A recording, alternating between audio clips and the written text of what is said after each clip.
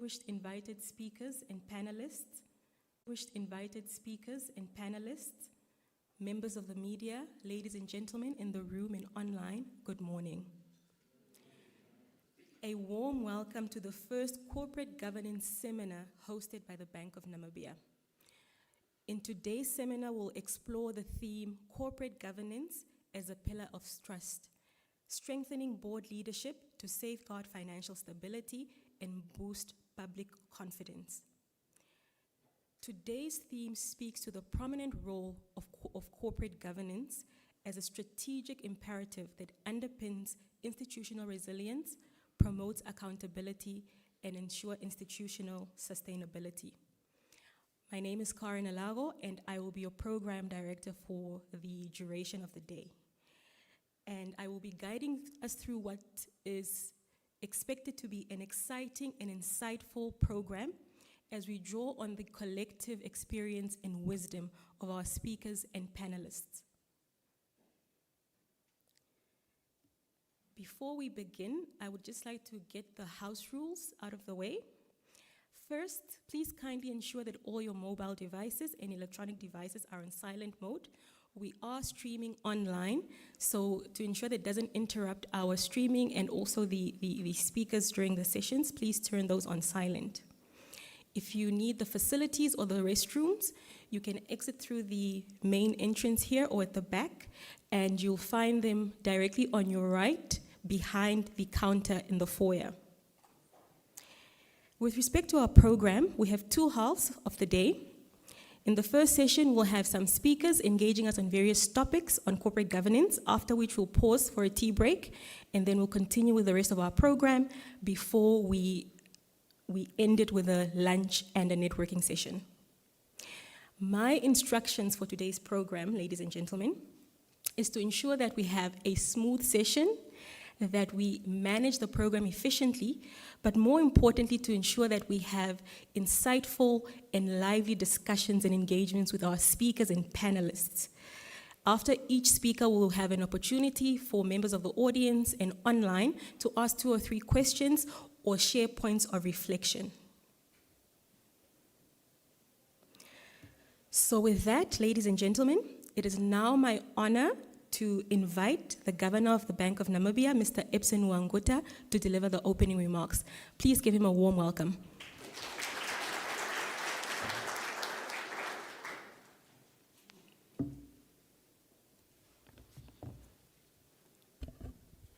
Thank you, the Director of Proceeding, Karen Elago, members of the Board of the Bank of Namibia, Deputy Governor of the Bank, Ms. Leonie Dunn, the incoming Deputy Governor, Mr. Nicholas Mukasa, the Executive Director of the Ministry of Finance, also the ex-official member of the Board of the Bank, Mr. Oscar Capelao, members of the Board of Directors of NAMFISA, the policy makers from the regulatory fraternity, distinguished invited guests and panelists, captains of the industry, members of academia, representatives of the financial sector, members of the media, ladies and gentlemen, both present here today and those also who are joining us online, a very good morning to all of you. There is a long-standing truth in finance. Institutions seldom fail because of inadequate capital, but they fail because of inadequate governance. Balance sheet may appear strong and strategy sound, but when oversight weakens and accountability fades, even the most robust institution becomes vulnerable. We are operating in a financial system that is faster, that is more digital, and more interconnected than ever before. Recent evidence, including the study done by the International Monetary Fund, The analysis of cyber risk shows that incidents affecting the financial institutions have nearly doubled since the pre-pandemic period. This clearly is underscoring the central challenge is not technology itself, but how it is governed. At the same time, advances in artificial intelligence, digital assets, and modern payment systems are outpacing governance models. As highlighted in Ernst & Young 2026 Regulatory Outlook, this is driving global shift towards a stronger board accountability, operational resilience, and ethical oversight. The issue before us is therefore not theoretical. It is a reality. It is not whether governance frameworks exist, but whether they are exercised with discipline, with independence, and with good intent. Because ultimately, governance is what determines whether confidence holds when the system is under pressure. In advancing the Bank of Namibia's strategic direction, we have deliberately positioned the bank as a knowledge-driven institution that not only safeguards stability, but also shapes the future of our financial system. Platforms such as this, research seminars, are central to that vision. They are not simply just a routine engagement, but they are purposeful platforms designed to interrogate emerging risk, challenge prevailing assumptions, and strengthen the intellectual foundation that underpins sound policy and governance. Ladies and gentlemen, it is within this context that today's dialogue must be understood. It reflects our commitment to ensuring that governance in Namibia is informed and responsive to a rapidly evolving financial landscape.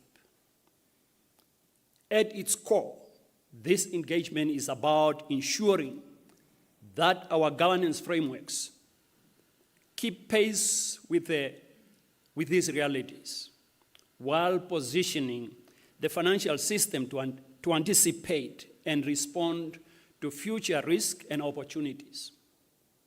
In doing so, we must consider how Namibia governance architecture should evolve in line with global best practices, while remaining grounded in our institutional and local contexts. This is particularly very important as Namibia expands into the new emerging industry of oil and gas, what we call is a new economy. This development, of course, introduces new complexity, heightened systemic risk with direct implication for financial stability, capital flows, and the resilience of exposed institutions.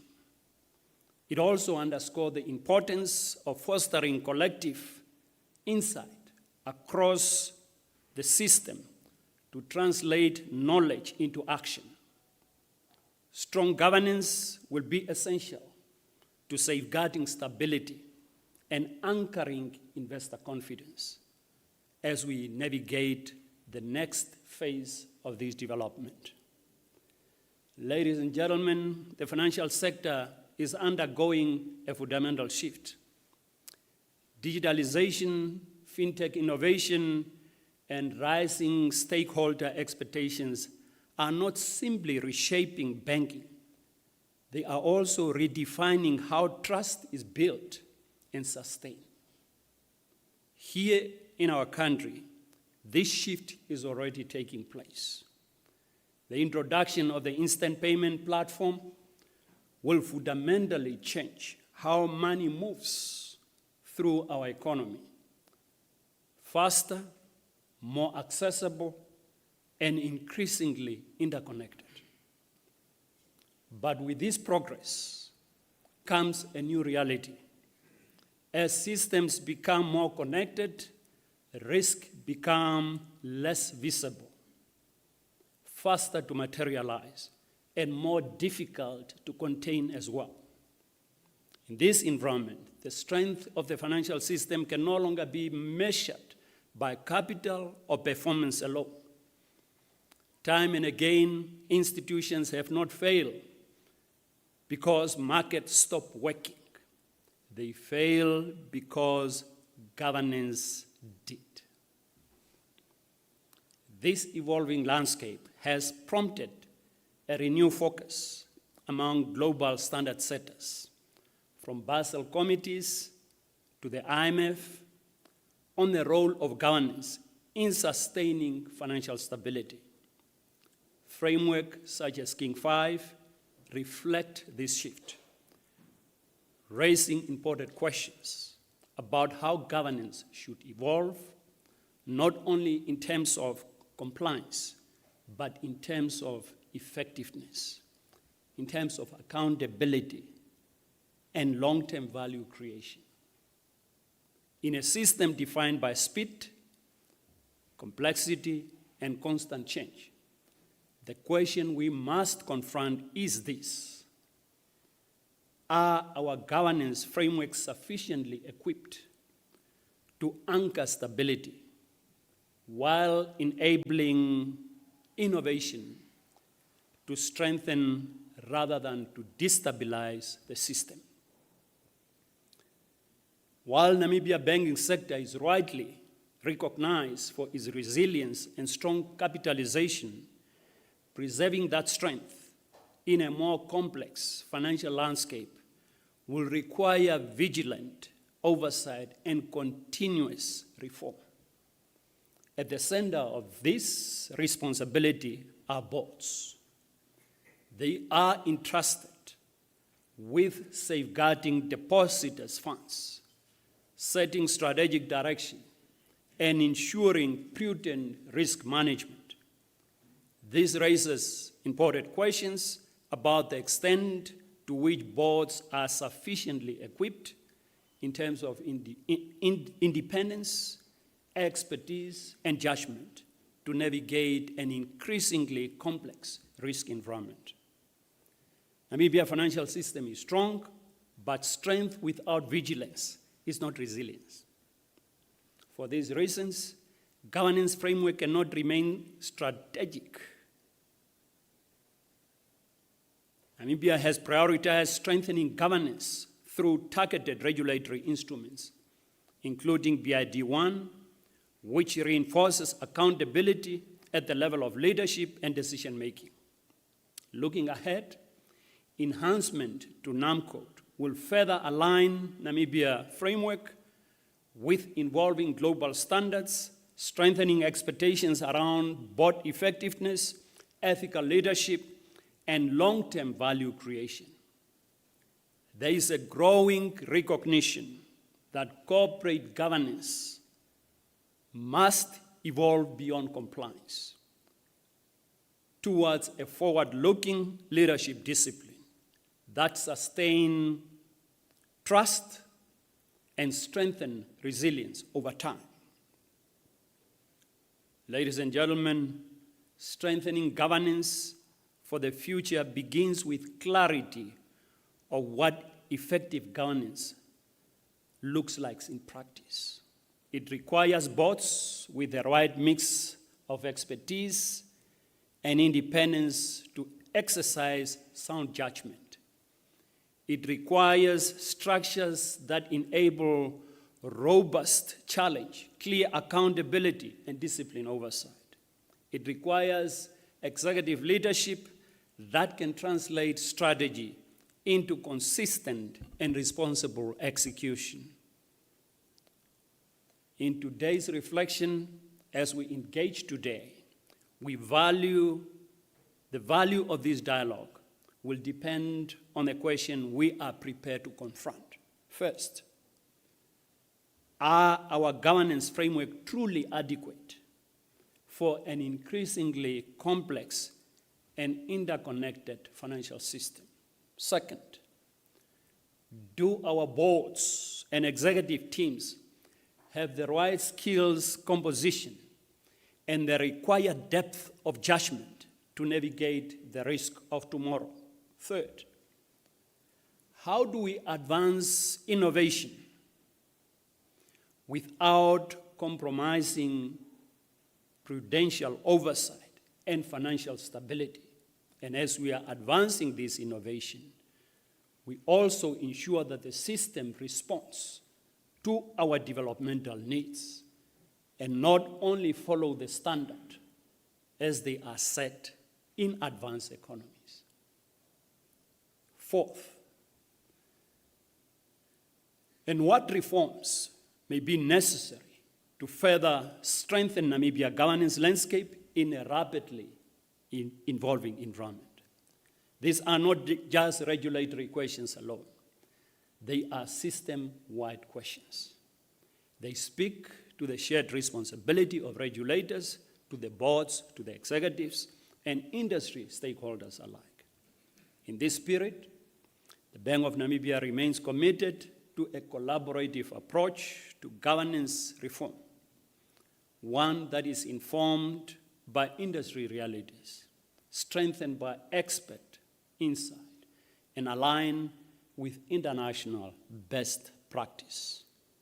As I'm concluding, ladies and gentlemen, Namibia financial sector has earned its reputation for strength, for resilience, and for stability. Preserving it will require deliberate leadership, sound governance, and consistent ethical conduct. Corporate governance is not just a compliance obligation. It is a strategic asset that anchors trust, confidence, and resilience. As we engage today, let us do so with that shared responsibility to strengthen our institution and safeguard public confidence, because governance is ultimately tested in practice, in decisions that we are making, and when it matters most. With this, I declare this seminar officially open, and I wish you all the best. Thank you.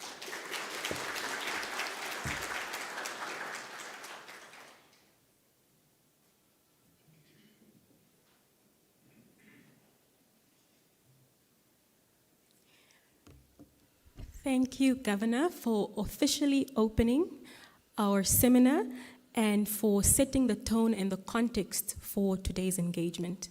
I think we're reminded once again about the importance of engagements of this nature and providing us the opportunity to collectively reflect on the importance of corporate governance and ensuring that our corporate governance frameworks remain responsive and relevant for future risks and opportunities. The Governor has touched on a number of items, some of which will be covered by our speakers in their presentations today, and I'm excited to introduce the first topic of the day, which speaks to the evolving role of Board of Directors in a changing financial landscape. Our first speaker will be Mr. Vetumbwavi Mungunda, who is the founder of Ombu Capital and the president of the Namibia Chamber of Commerce and Industry. He is an experienced entrepreneur with expertise in strategy, finance, investment management, governance. Up until April 2021, he was the Chief Executive Officer of Standard Bank Namibia for 7 years. Please help me in welcoming Mr. Mungunda to the floor.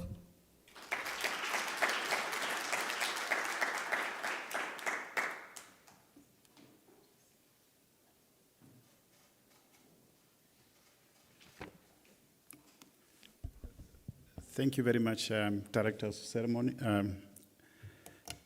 And also thanks to the board and the leadership of Bank of Namibia for the invitation, and also for availing this opportunity for dialogue. I believe it is very, very important. It allows for different perspectives, thoughts, and conversations that could only help us to strengthen the resilience that the Governor spoke about. I believe that my role today is we have really quite a very good group of people that are experts in governance. Mine is more about playing the devil's advocate from a practical perspective in terms of what are maybe some of the things that we should be taking into account what is happening in the financial landscape, in banking. What does that mean from a governance perspective? And then obviously the colleagues will follow with their expert thoughts on those. Maybe as we start I think it's also important to start off with what governance is and what is not. And I really believe that governance is really all about doing the right things. Doing the right things, doing them in the right way, doing them right, and also making sure that one has the right outcomes. So that means that it then means that governance is probably not more about things that people should be doing, because when you get there, it actually becomes prescriptive and it becomes a compliance matter.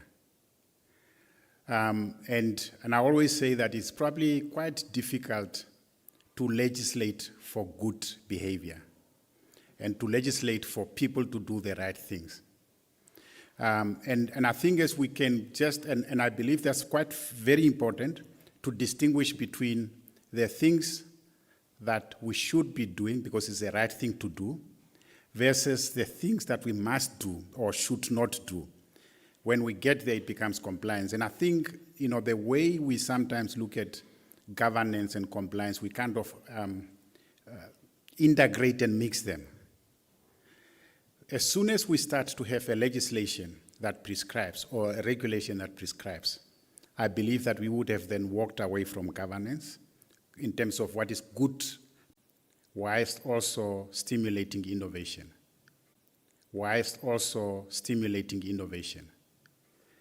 And also stimulating adaptability.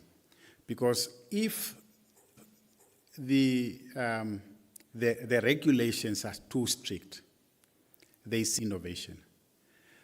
They inhibit different thinking and I think that balance is right, because if we kind of put a lot of emphasis on the things that must not be done and the things that must be done, then it actually means that everybody in that sector or in that country will then start to behave exactly the same way without any different perspectives and different practices. And as a result, we really significantly inhibit innovation. Then maybe as we start, especially from, if one looks at my topic, which is about financial landscapes, I think it is probably important to maybe also talk to why are banks regulated? Why is it necessary for banks to be regulated? So the first thing is that when you raise funds from other people, it becomes important that there is trust in that system. And that trust can only come about if there is a mechanisms of supervising what those people that are taking these deposits, how they manage those deposits, how they manage themselves, and also how they keep those deposits safe. That trust is foundational to a functioning banking system and a system of taking deposits and then on lending them to others in the economy to really keep the economy going. And I think it is also important that, I see this breathing. It's also important that because the banking system sits with so much, resources, it can also be a breeding ground for moral hazards. And that's quite important then that there is some kind of regulations and supervision. And also the institution of best practices from a governance perspective. The other key reason as well is that banks also create externalities. You would remember from, 2008-9, those that are a little bit older like us, what happened with the global financial crisis. We started as a banking crisis and how that evolved into full-blown economic crisis globally. So, and because of that, it is quite important to make sure that we really have a very good mechanisms to regulate and manage banks. At the same time also, there is a need for specific intentional societal outcomes that should be driven through, the banking systems. And then the last one is the interconnectedness. A functioning banking system is like a cardiovascular system. It is the transmitting belt from taking resources from individuals, transmitting them into the right sectors in the economy that are needed to be driven to grow. And as a result of this, it is important that there is some kind of supervision around how do we make sure that we are able to get all of this. And as Governor said, financial stability is a precondition for economic growth. We need to have that functional banking system. Then the other point is maybe when we look at what are some of the things, and the Governor also spoke to this. Some of the matters that are emerging around this sector. Firstly, there is quite a number of almost like, should I say, encroaching sectors that are encroaching on the banking system. And we have seen this probably over the last 15 years, coming from fintechs, coming from micro-lending, all of this encroaching onto the banking system. And then as a result, there has been a significantly more interconnected playing between the traditional banking system and then all these adjacent sectors and adjacent industries. And because of that, it has become quite difficult to look at banking as it was then and versus where it is today. And also, how do you regulate? Where do you regulate? Where do you stop? And then are you overextending the regulation to maybe sectors and adjacent industries and sectors that should not be regulated? The other one, the Governor also spoke to that in terms of the technology. Technology has become so significantly invested in the banking sector. And you almost sometimes start to believe that a bank, it's actually an engineering technology platform actually, because the technology has become so prevalent in the banking sector. And part of that obviously has provided opportunities with respect to things like digital transformation and automation, AI, and all of this. But at the same time, that also has introduced risks as well in terms of cybersecurity, data privacy, and all of these matters. So these are some of the key things that are kind of emerging around the sector. The next one also is the heightened focus on ESGs, and particularly climate risks. And I think part of the questions and what one is starting to see is, apart from the need to report on this, but it's also how do you manage this? And then what are the costs to managing and integrating this as a strategic imperative in terms of the ESGs? And then I think the Governor also spoke to the heightened regulatory expectations and reach. And this is really that balance between how far do you take the regulation and when does it start to actually stifle innovation and adaptation? And we're also starting to see the expansion of consumer protection rules encroaching and coming through into the activities and the regulations of the banking sector. And I will talk to some of those a little bit later in terms of whether should one look at the regulation of the banking sector from a stability perspective and then leave the protection of consumers to other entities and how far do you take that? And then I think the other one is also, especially in countries like Namibia, smaller developing countries, is the question of applying and ascribing to international best practices versus the need for local imperatives and what that means in terms of the real conditions on the ground. So these are some critical considerations. But I think as we do that, what is the context in Namibia? I think I've seen this picture, and I've always asked this question to many people to say, this is actually from from Harvard University. Developed countries, that is the structure, what you will see in their economy. A number of not too many micro enterprises, but a larger number of small, medium enterprises, and then obviously a smaller number of larger enterprises. But in developing countries, you see a much bigger number of micro enterprises, but these micro enterprises do not grow into small, into medium, and into small and medium enterprises. And then you do, and we actually see this structure in Namibia. We do have large local enterprises, multinationals. But I've always asked this question in platforms like this, names of what you would consider medium enterprises in Namibia. The other question around that is that, can you name entities that are medium-sized enterprises in Namibia that were established in the last 10, 15, 20 years? What you find, if there are medium enterprises in Namibia, you will probably find them being 30, 40 years old. And this is actually the reality on the ground. And I think this is quite important. Ultimately, as we said, the banking system is a transmitting smelt for the real economy. And if we are seeing this structure, then the question is, from a governance and from a regulation perspective, where are we not getting it right? Because we are definitely in this, in exactly the same position.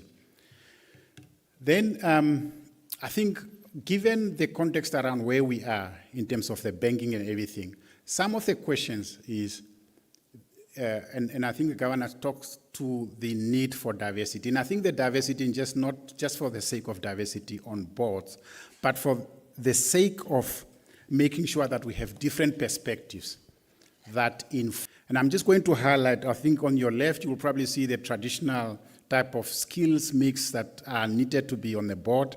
And I know my colleague is going to talk to that. But if you look at the evolution that we are seeing and the issues that we are seeing, what are maybe some of the critical perspectives that are really required on boards, given what we are seeing? And some of those is, I think we're seeing quite a lot in terms of digital trends, including cyber, including fintechs, digital transformation, digitalization, and all of these things. And you need those perspectives on boards, not only from a risk management perspective, because sometimes we really always want all these evolutions. How do we as a bank or as a country frame the opportunities and structure innovations around the digitalization that we are seeing? What new products should we bring into the market? How do we structure those products? The other one is, I think, age. And age is not a question of, and we have seen that, sometimes it's more like discriminating against the older people.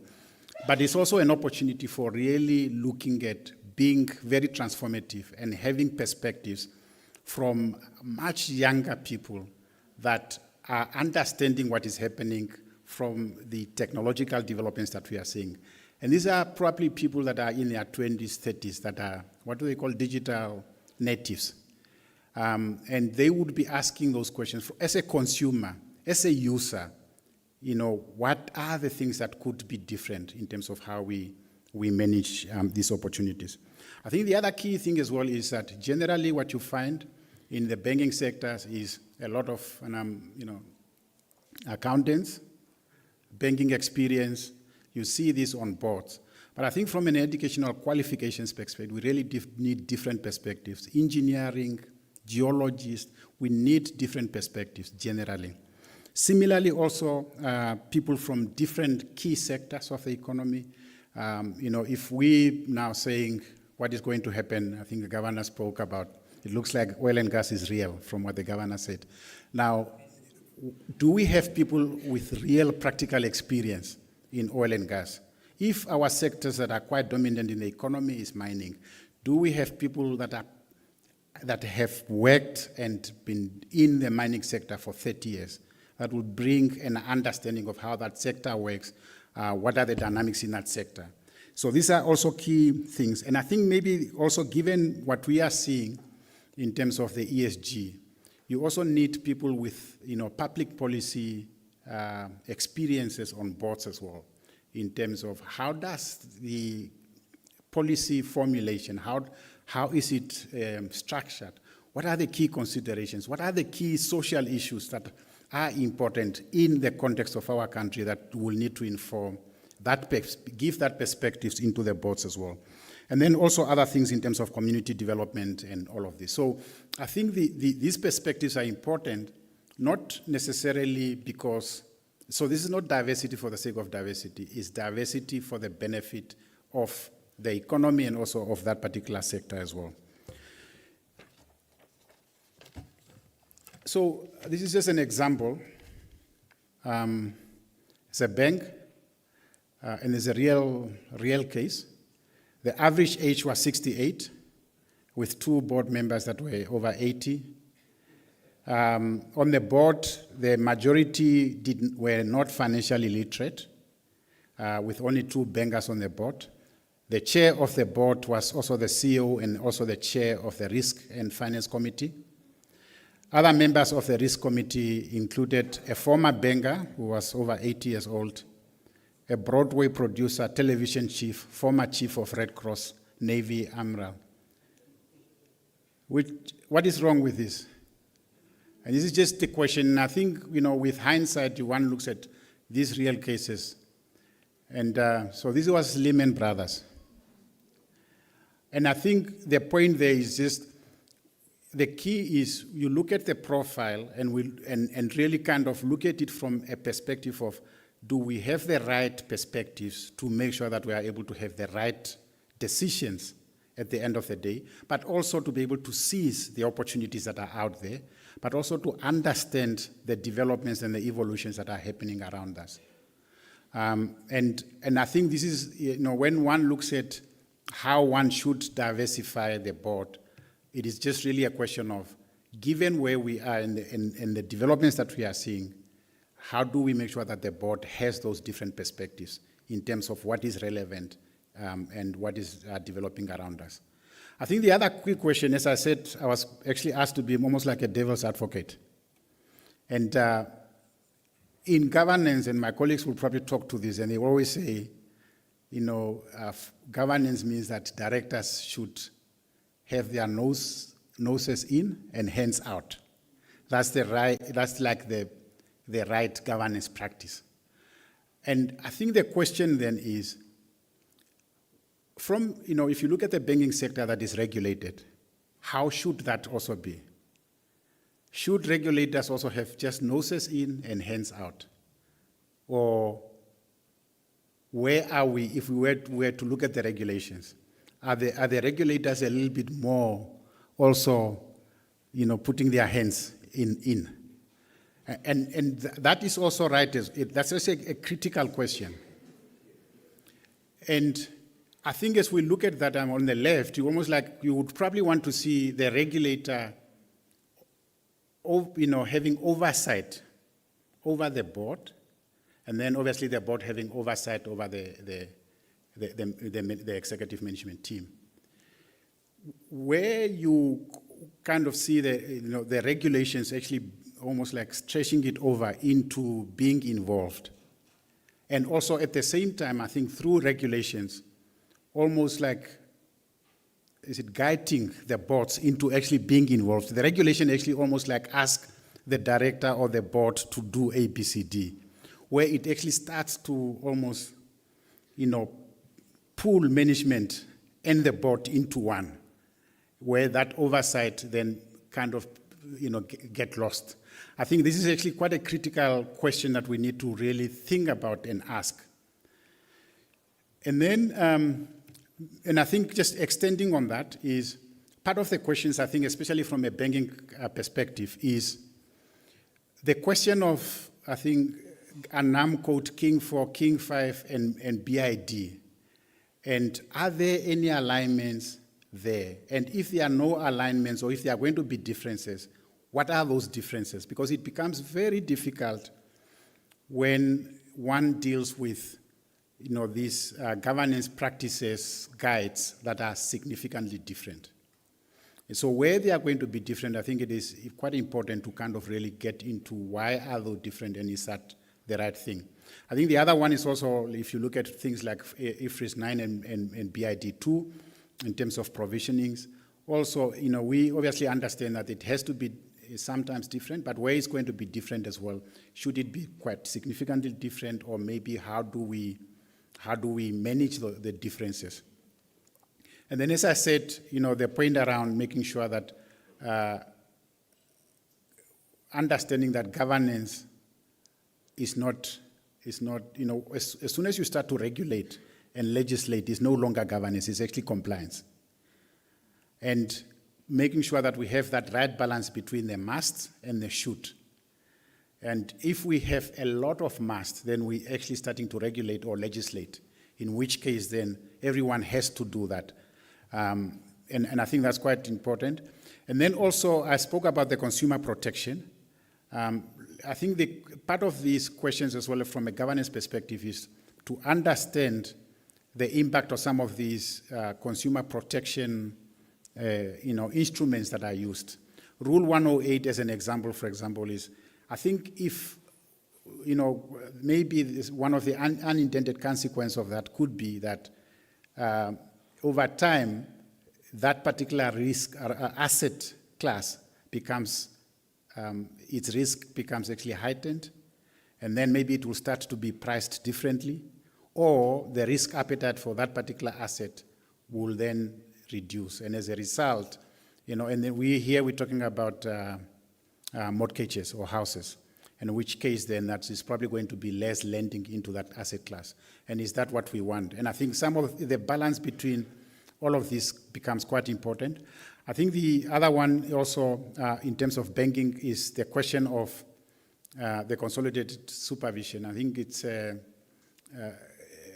that becomes quite critical, obviously, in terms of, from a governance perspective, everyone has to do what is right for that particular company. And the accountability of a board is to that company.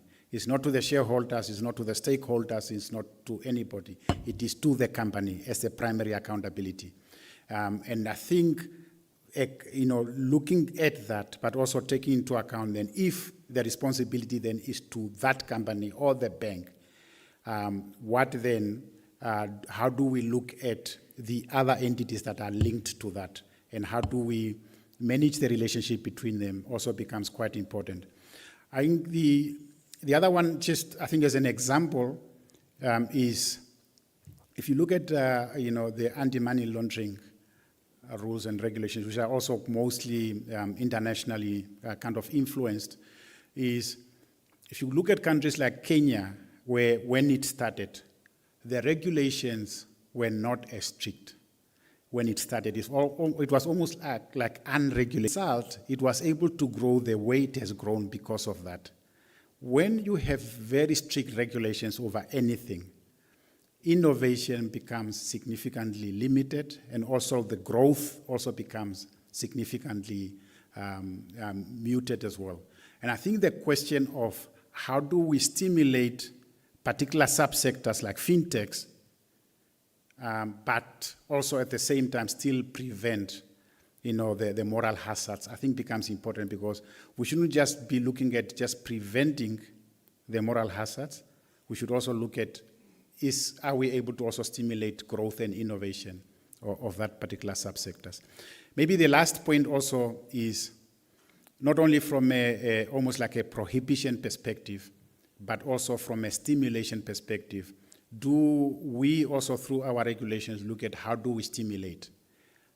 Also, I think as a banking system, how do we also help to incentivize the flow of capital into sectors that will really be able to have the right type of impact? And this can be, in terms of, if we look at our capital holding requirements, for example, do we kind of make it a little bit less costly for certain sectors or segments. For example, earlier we were talking about MSMEs in terms of the lack of growth or in that particular subsector. But do we have something in the regulations that actually incentivize banks and financial institutions to be able to allocate a bit more capital into that, because it is not as punitive as an example. And that's quite important. And I think as we do that, I just want to leave you with this one slide. And this is a slide that I picked up, when I attended a course on impact investing. And generally, everyone talks now, obviously, about sustainable finance and sustainability. But if you look at where we come from traditionally, we came from where anyone would do whatever they want and obviously try and look for the highest returns possible. That's how it has always been. But then later on, there was a concept that came in terms of, as we do that, how could we do that responsibly? So that then started to kind of come in with things like, how do we do business, but as we do that, we mitigate risky practices. For example, how do we make sure that we do business, but we do it in an environmentally responsible manner, for example? Then later on, I think in the last 10 years, it started to move into sustainable, where it was not only about mitigating, but also how do you adopt progressive practices that will be able to make sure that there is sustainability in environment, climate, and all of these things. But that is probably not quite sufficient, because we need to also look and see, as a business sector, as an economy, apart from avoiding... the institutions to play an effective intermediation role within the economy. If we have done it the other way around over the past years, where we said, you shall do as we say, that was clearly a wrong approach. Or let me say the right approach at the time. But in today's ever-evolving environment, that approach no longer finds a suitable place. So the right approach is to co-create solutions that will help our economy to grow optimally and really help us to address the Triple P challenge that Her Excellency always cautions us about. I hope that helps. Thank you. Thank you. There's another hand. Good morning, everyone. Mr. Mungunda, very, very good speech, as always, and thank you to also be able to learn from you. I think the thing that resonated for me was that picture of undeveloped countries where the SME markets are always very low. And as you mentioned, some of the countries are, these SMEs are usually 40 years older, etc. So if you look at that, we've got a youthful nation. What do you think can we do to also, in this digital economy, think borderless? One of my big concerns that I'm picking up in the industry, also spending some research recently, we always think just Namibia. But we are such a small economy, actually, just 3.5 million, and we hope that the oil and things can go. What can we do differently to motivate also borderless solutions, being innovative, and actually maybe capture the 250 million people around us, but also the world? What do you think? What should we do different? Thank you.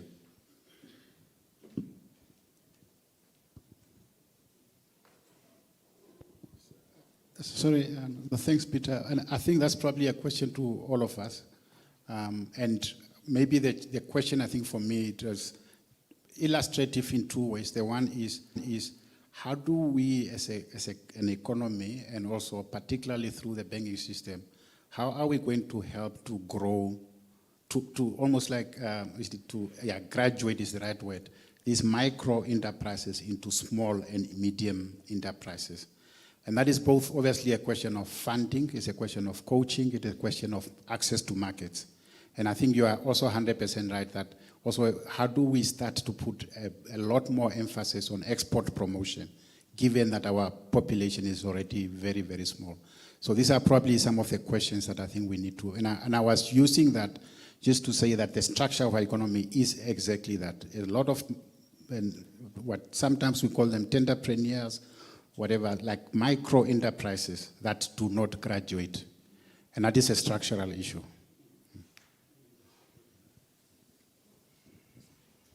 No, thank you very much. I think this seminar is really the purpose of having this seminar, is exactly on those pertinent issues that we really raised, that as a regulator, how do we make sure that we regulate, we keep the system safe, we keep the system stable, without necessarily stifling innovation. Because we are very much aware that if we run very much ahead as a regulator, you will not allow innovation to take its root and ground.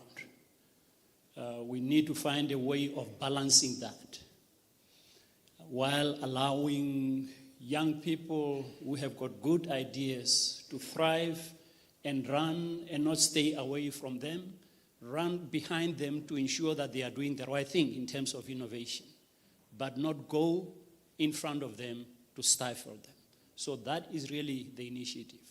Now, the issue that Mugunda has really raised with regard to that chart of showing in developing countries, we have got high number of almost non-existent SME and large firms, which are largely as a result of the foreign direct investment. I think possibly is an issue, is a policy issue. I know at 1990, we had got very good firms at independence that should have graduated from micro to SME, particularly family firms. And it's something really that we need to inculcate in our society to make sure that there is trust and the system is really working quite well, so that the family members who are owning this will be able to invite those who can help them to grow the firms. Because if the families, there is no member of the family who can take that firm up, then those firms ended with that family. And ordinarily, I think if you open up a little bit, invite other ideas to come in, that's how you can further expand on that firm. But I think it's a broader policy issue. It's not just a financial and regulatory issue. I think it's something that we really have to look at and see that how best that can be addressed. Thank you. Thank you, Governor. My timekeepers are signaling me to move on to the next session, but I think from the questions and the responses, there's clearly a collective interest and desire to not only discuss the principles around governance, among other things, but also to have practical outcomes and results from sessions of this nature. So the next session, we will explore the evolving governance standard, drawing insights from the King 5 framework. We will be joined by Ms. Melanie Harrison, who is the country leader of Deloitte Namibia and brings over 20 years of experience and expertise in audit, risk, and information security. She is recognized in helping organizations improve governance, manage risk, and achieve sustainable growth. Please welcome Ms. Harrison.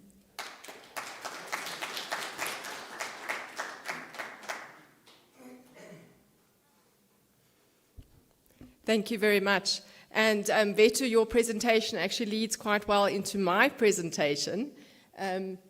Just want to see if this works.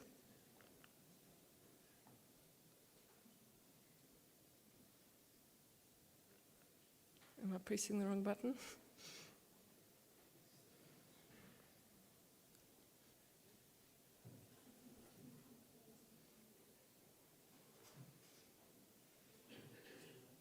Okay.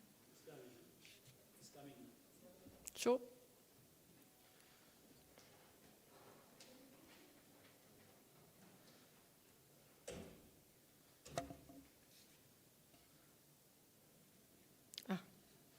That looks familiar.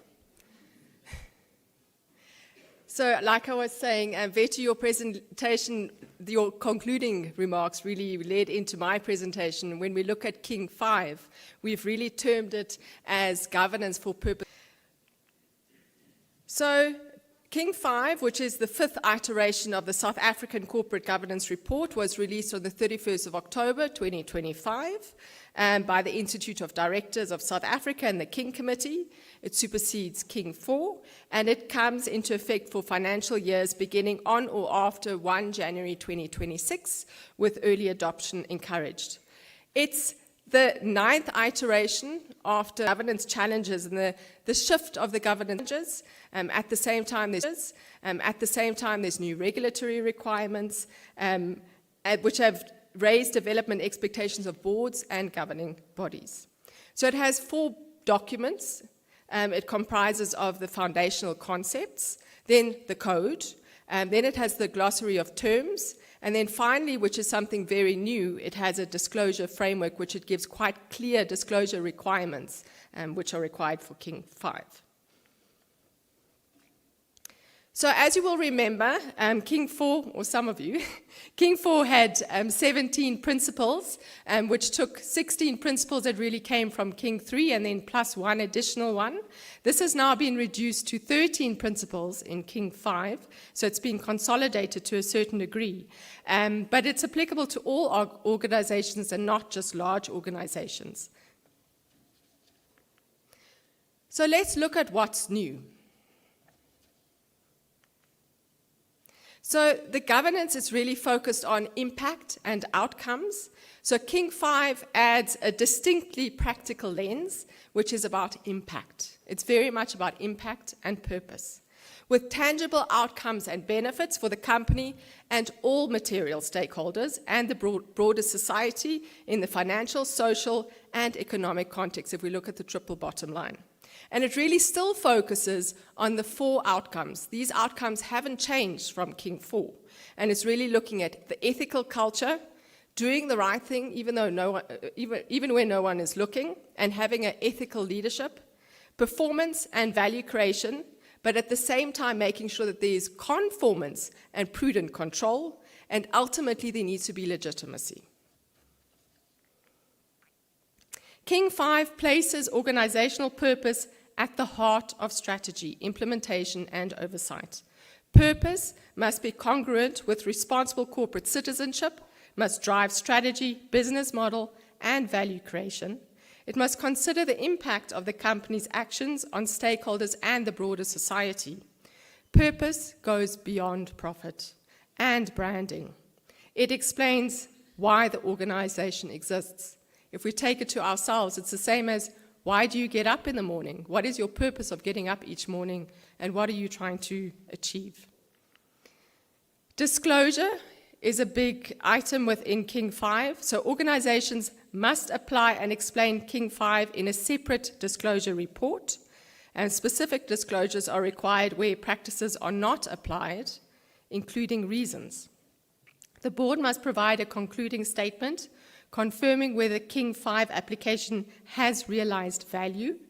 An organization may only claim to have applied King 5 if the required disclosures are made. This is an example of the disclosure templates, one of them, in terms of how it needs to be disclosed. So you look at the principle, and then the explanations and the disclosures, and the exceptions, declaring exceptions, and then the specific disclosures for each item. This is for Principle 6, and also just an example of Principle 8 and Principle 9. But for each principle, there needs to be a disclosure, which is in a separate report. Another new concept that it brings about is double materiality. Reports issued by the company must contain information that can be viewed from 2 perspectives.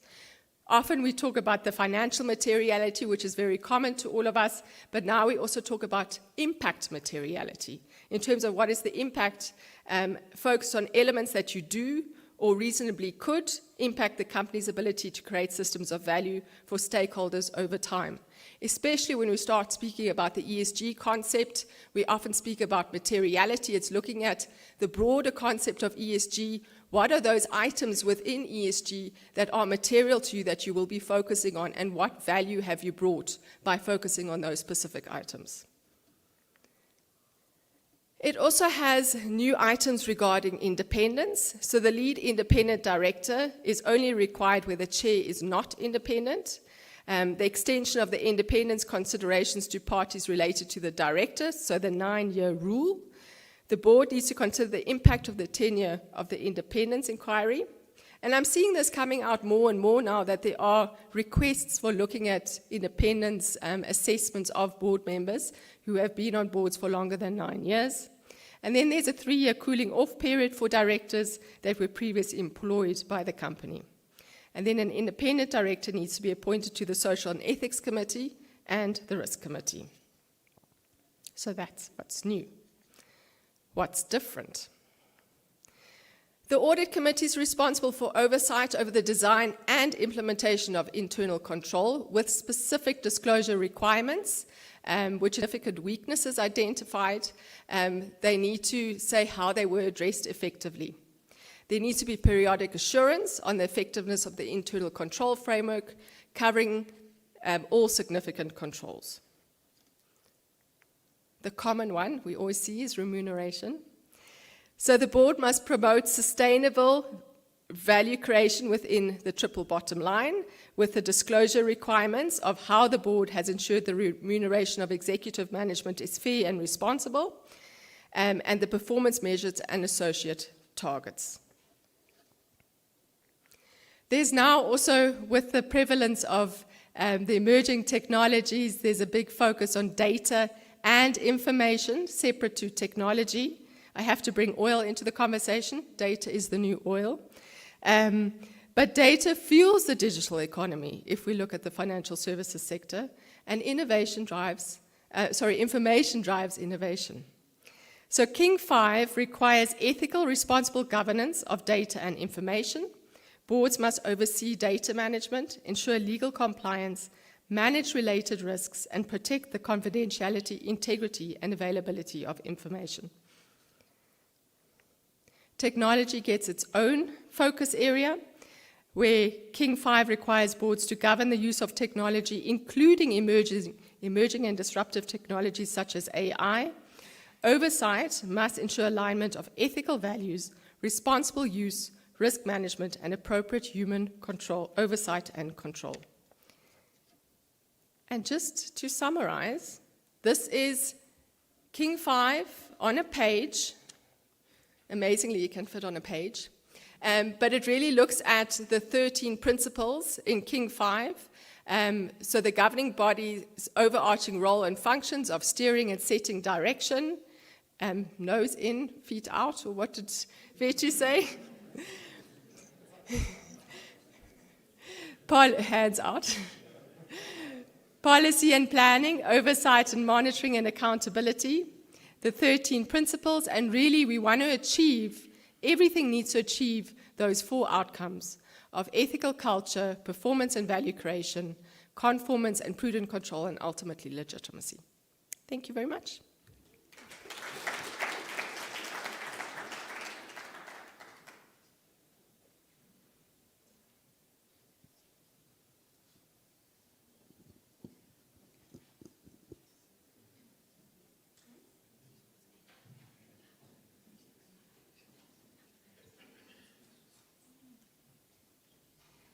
Thank you very much, Ms. Harrison. I now open the floor for questions and reflections.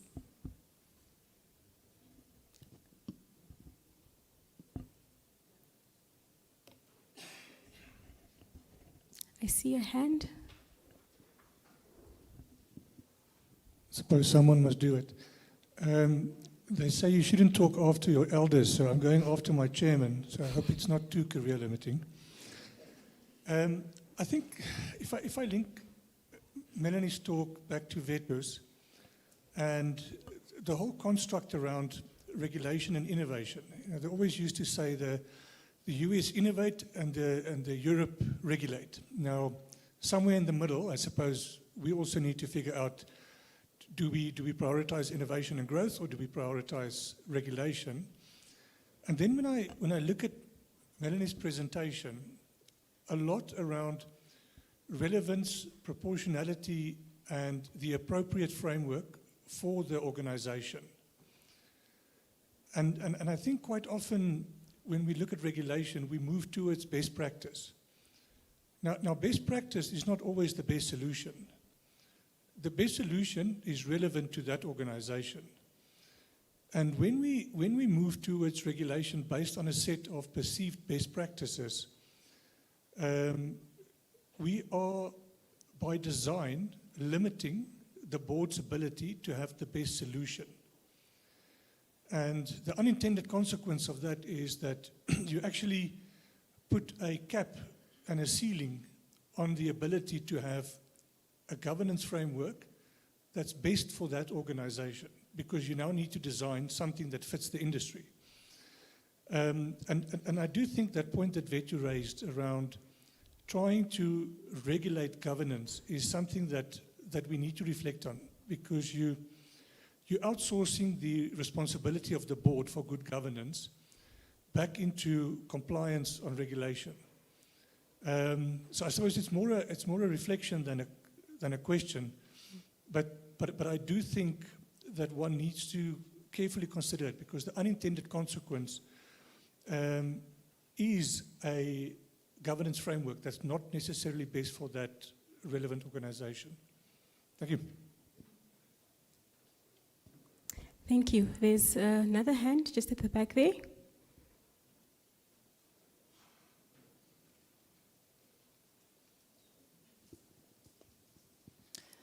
Thank you, Ms. Harrison, for that wonderful presentation. Just to top up on the fit for purpose question on the most suitable governance framework, I just want Ms. Harrison to speak to how do we try and balance with this new framework, apply and explain, and that we do not always find ourselves trying to explain, because we want to ensure that we want to claim King 5 and still be fit for our purpose.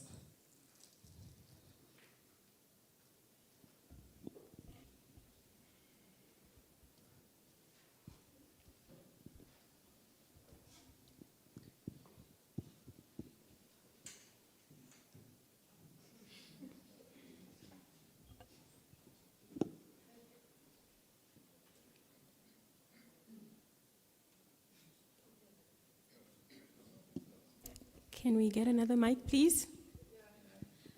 I don't have any luck with technology today, but anyways, be it as it may.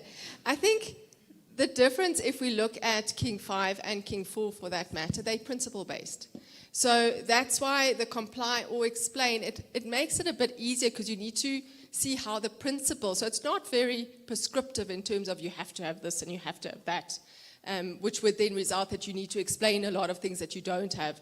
Because it's principle-based, you can see how you apply that principle, and that's why it makes it a bit more open-ended, if I can call it that, instead of a complete prescription tick box type of exercise. Yeah, I think that's my best way of answering that question.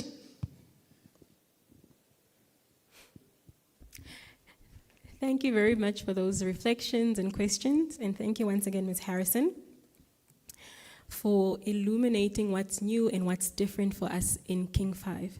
And I think once again the same theme keeps arising, and it's really around not just principles, but impact and tangible outcomes. And I think another theme that I noted from the reflection was really, what about the local context? How do we take principles that fit into the local context, and what is the middle ground between applying those principles and regulating those principles? So with that, I would like to move to our next session before the tea break.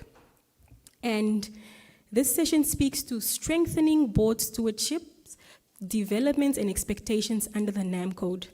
The session will be delivered by Mr. Tian Bazoin, who is the Chief Executive Officer of the Namibia Securities Exchange and an admitted legal practitioner in the High Court of Namibia. He has served on various boards and is formerly the chairman of the Namibia Employers Association and a co-author of the NamCode on corporate governance. Please welcome him to the floor.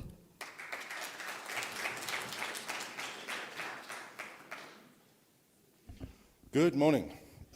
Thank you for having me this morning. I thought it was Casual Friday, apparently not. But nonetheless, I think I want to just set the scene. I'm very glad that I didn't prepare a presentation because a lot of what I want to talk about was actually discussed by our previous speakers. But maybe just for context, let's just understand where the NamCode came from. At the time, King 3 was the generally accepted corporate governance practice in the region. However, it contained sections that literally were not implementable in Namibia. For example, business rescue. It doesn't exist under our legislation. So you had a whole section in King 3 relating to what the best ways was to apply business rescue, which created an environment where we didn't know which parts of King 3 could be applied versus which parts couldn't. So there was an actual need to look at King 3 and Namibianize it in the sense of taking out the sections that could not be applied and also including sections that weren't necessarily addressed in our legislation to a large extent. Specifically, fiduciary duties were expanded on in the NamCode, which wasn't catered for all that much or that explicitly in the Companies Act, to explain it in more detail. And also what we brought in was the broader stakeholder responsibilities, which hadn't been captured in King 3 at the time. They actually took that up because we co-wrote it with IODSA. And they actually took that section and brought it into King 4 and pulled it through to King 5 as well. So that kind of shows exactly the point. It's an evolving position. NamCode has had a couple of directives coming on through it subsequently, such as the requirement for a sustainability committee and the rest. So there has been some evolution there, but what really has happened subsequently is King 4 came out and now King 5. From an exchange perspective, we allowed companies to apply either NamCode or King 4. And our next step, together with the Institute of Corporate Governance, and I don't want to steal your thunder on that, is to run a project and engage with the market to say, where are we to go from here on a corporate governance landscape perspective? Do we want to just take on King 5 and say we can apply that? Because as Melanie has said, these are now very high-level principles. In terms of how you apply that, you will literally explain in your own practice how you've done it. So you don't have the typical tick box exercise that NamCode and King 3 had. Many of those tick box exercises you will still apply when applying those high-level principles. And I think to the points that were made earlier, it's very important to understand there's a reason why these aren't called rules and they're not legislation. They are principles, which means how you apply those principles is specific to your business. And if you don't apply it, then you explain why you don't do that. So NamCode in King 3 was apply or explain. So if you applied the principle, then you didn't go into any detail because there was nothing to explain. King 4 and King 5 have gone to apply and explain, meaning it's not a question of just saying, yes, I've done it. You have to explain how you've done it. And that means every business applies it to the way that it makes sense for them. A small business will not be applying it in the same way that a bank and a multinational is doing it, because there are very different ways of doing it, and how it's implemented would literally change from person or from company to company. But the underlying building blocks towards that, having independent members of a board, having an audit and risk committee, these are still the blocks to which those principles are applied. And I think to that point, maybe one of the things that I really wanted to bring across is probably the most important understanding is the difference between the shareholder, the board, and management. I think this gets misunderstood and misconstrued probably the most, because usually, or in most businesses, you start off with a single shareholder that is also the manager and also the employee. As time progresses and as the business grows, that requires a little bit of a differentiation in terms of roles.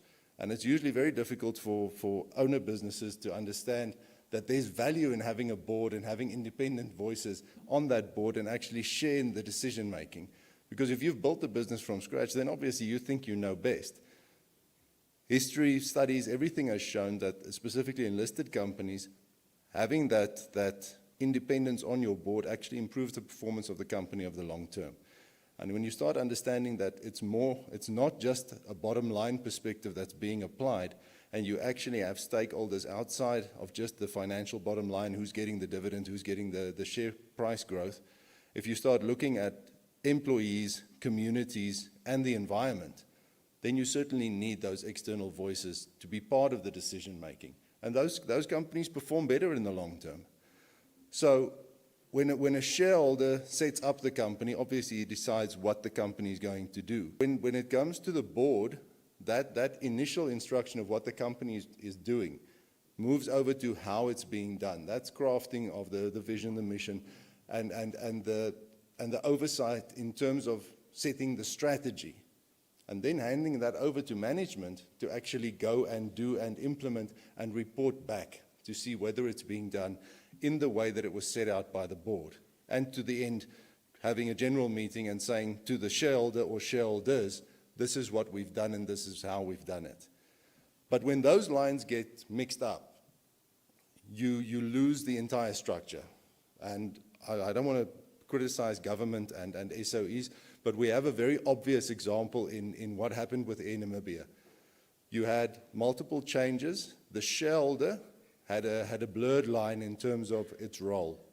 And we saw government telling Air Namibia, we've done a trade deal with Ghana, with Tanzania, with whoever, you must now fly there. It didn't make commercial sense, but the board followed the instruction from the shareholder. And when it came around to giving results, and the results turning out to be bad, the board didn't take any responsibility, management didn't take any responsibility, because they said, but you told us we have to fly those routes. So if you blur the lines, you lose all responsibility, and usually the outcome is bad. Because if that board had the responsibility and if management had the responsibility to say, this route makes sense, this one doesn't make sense, then you could hold them accountable. But if you've blurred the lines, then you lose all capacity to actually do that. So, like I said, we're going to run this process, and I hope we'll get input from public and private sector in terms of where we see this going. In terms of regionalization and internationalization of these things, so the King process is well known in terms of looking at the best practices from all over the world and seeing what's fit for purpose, not only in South Africa, but for Africa. On the sustainability front, the Committee of SADC Stock Exchanges released guidelines in terms of sustainability reporting. That's being adopted by the Africa Securities Exchange Associations as well.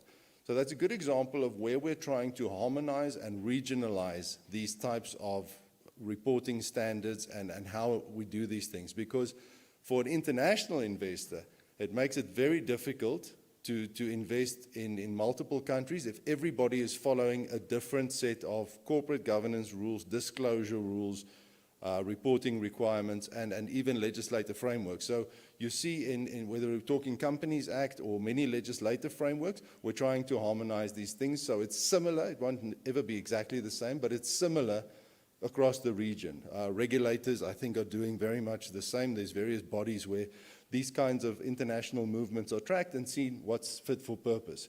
So on the corporate governance side, there's a good chance of doing something along those lines as well. Even if we update NamCode, that at least it's in line with the region. You don't want to be an outlier. And that's why I think it's a good process for us to follow and see where we end up on that.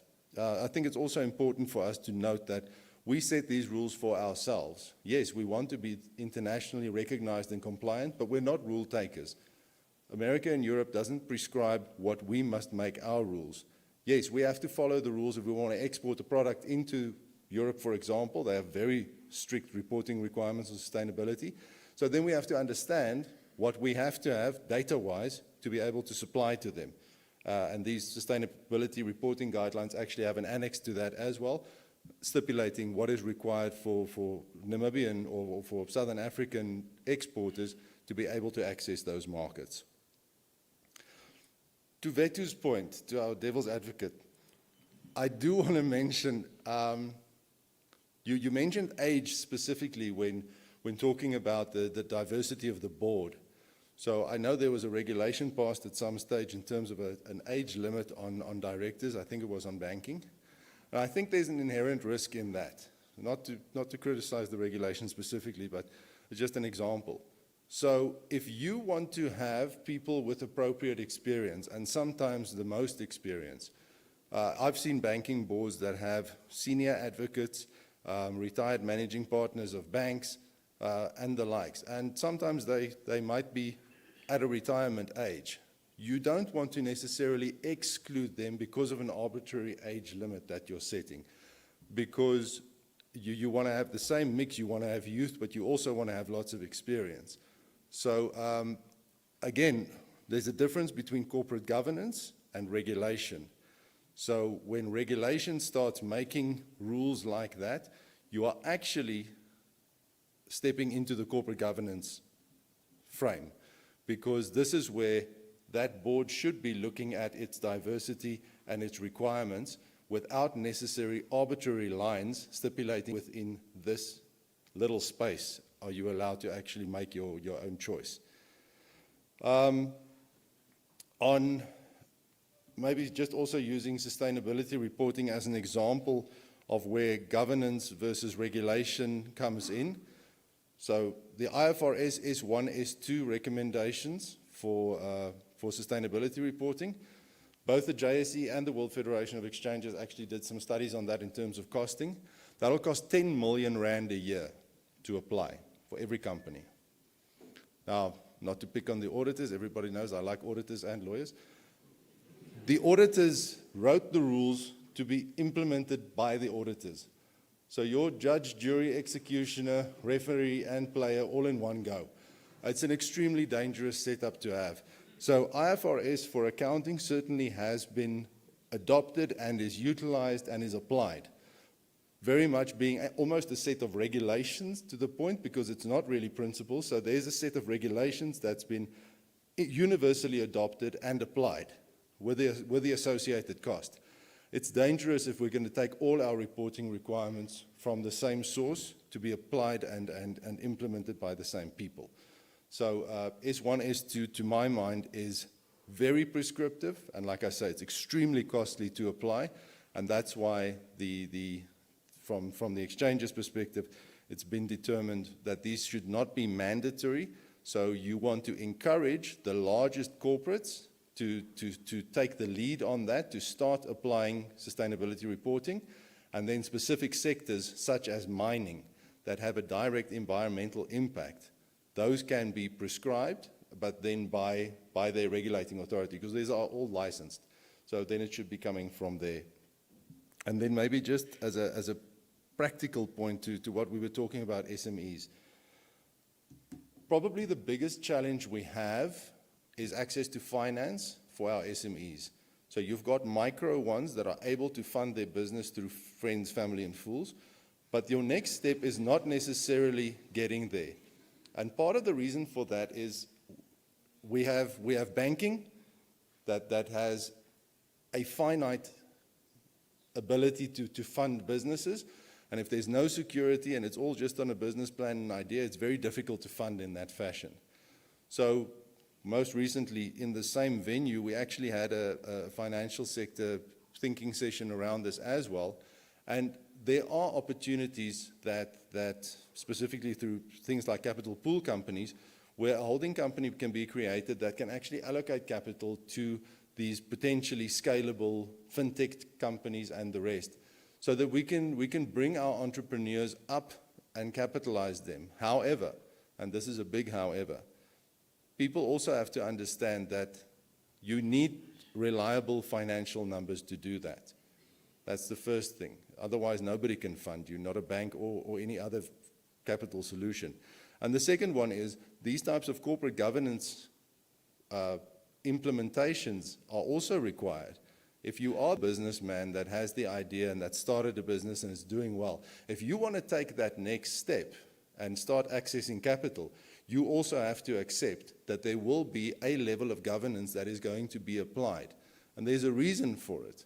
So the good example of this is Warsaw Stock Exchange created a separate board, a small and medium enterprise funding board, where it had very loose, lax regulatory compliance, corporate governance compliance, and the rest.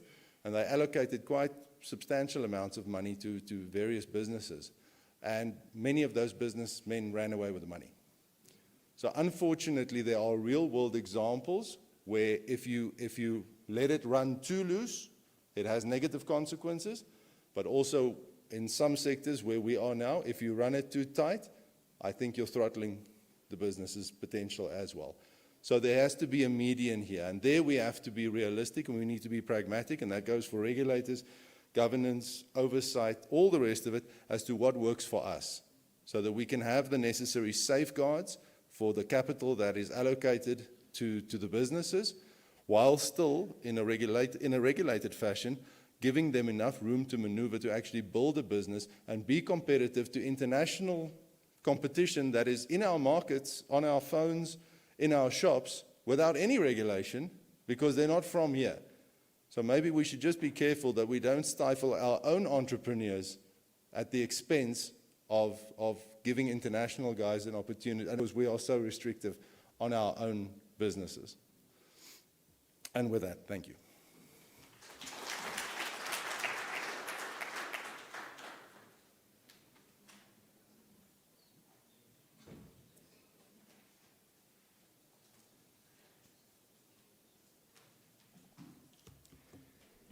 Thank you, Mr. Bazaine. So the floor is open for questions, reflections. Please raise your hand.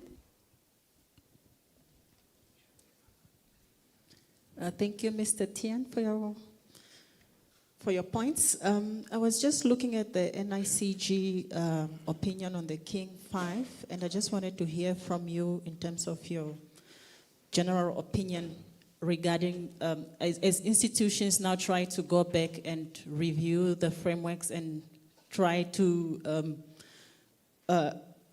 adapt some of these frameworks that we are talking about today, what would be the best approach? Is it now to wait for the NamCode review and see what the revised version of the NamCode looks like? Or can institutions perhaps already try and start having these discussions and see how they can move ahead? Thanks. King 4 and King 5, as Melanie showed, there's actually not that much of a difference in terms of new things coming in. I think it's a little bit of a simplification and a reinterpretation of what was already there. So if you're already applying King 4, I would certainly recommend that you start working towards King 5. However, if you're on NamCode, then you've got a choice to make as to whether you want to follow the current tick box approach in terms of building blocks towards compliance, which gets you to the same point, or do you actually, are you at a point where you can apply these high-level principles already without necessarily having to go through a more meticulous exercise? So from King 4 to King 5, I don't think there's any prohibition or problem in terms of moving on from there.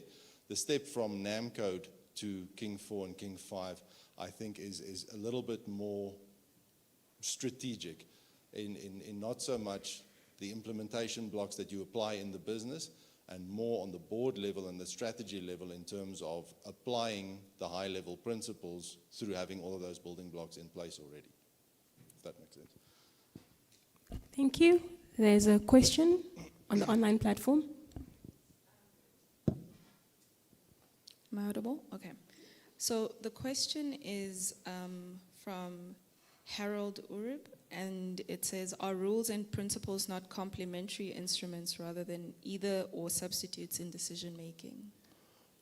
In short, yes, they are. A rule is there and you have to follow it. A principle is there for you to interpret and to say, I am applying it in the following way, or even to say, I'm not applying it for the following way.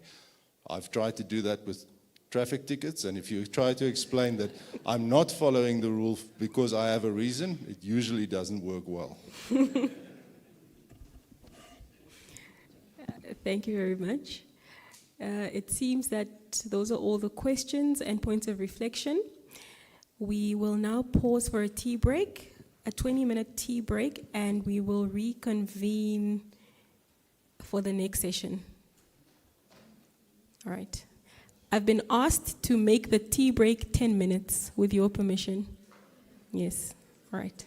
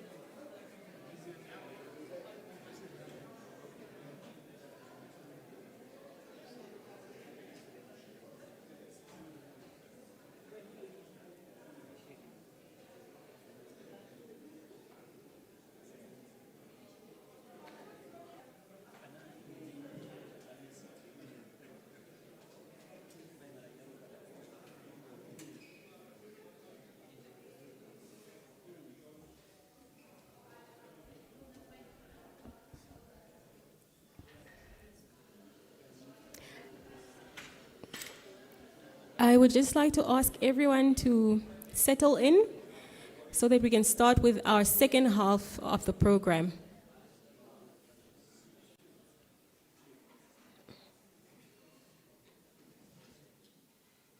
Thank you, and welcome back from the tea break. I hope it was refreshing and you picked up on some of the conversations outside as well. I've been informed that we are slightly behind schedule, so I would like to introduce the next topic and speaker without delay. And the topic at hand is board diversity and its role in strengthening corporate governance. We are pleased to have Ms. Edla Kaumbi, who is the Executive Director of the Namibia Institute of Corporate Governance and a certified ethics practitioner with over a decade of professional experience in governance, ethics, and risk management. Please welcome Ms. Kaumbi.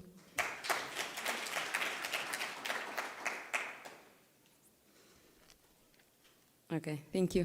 Tiana and I had the same memo about Casual Fridays. Thank you very much, and thank you so much for the opportunity.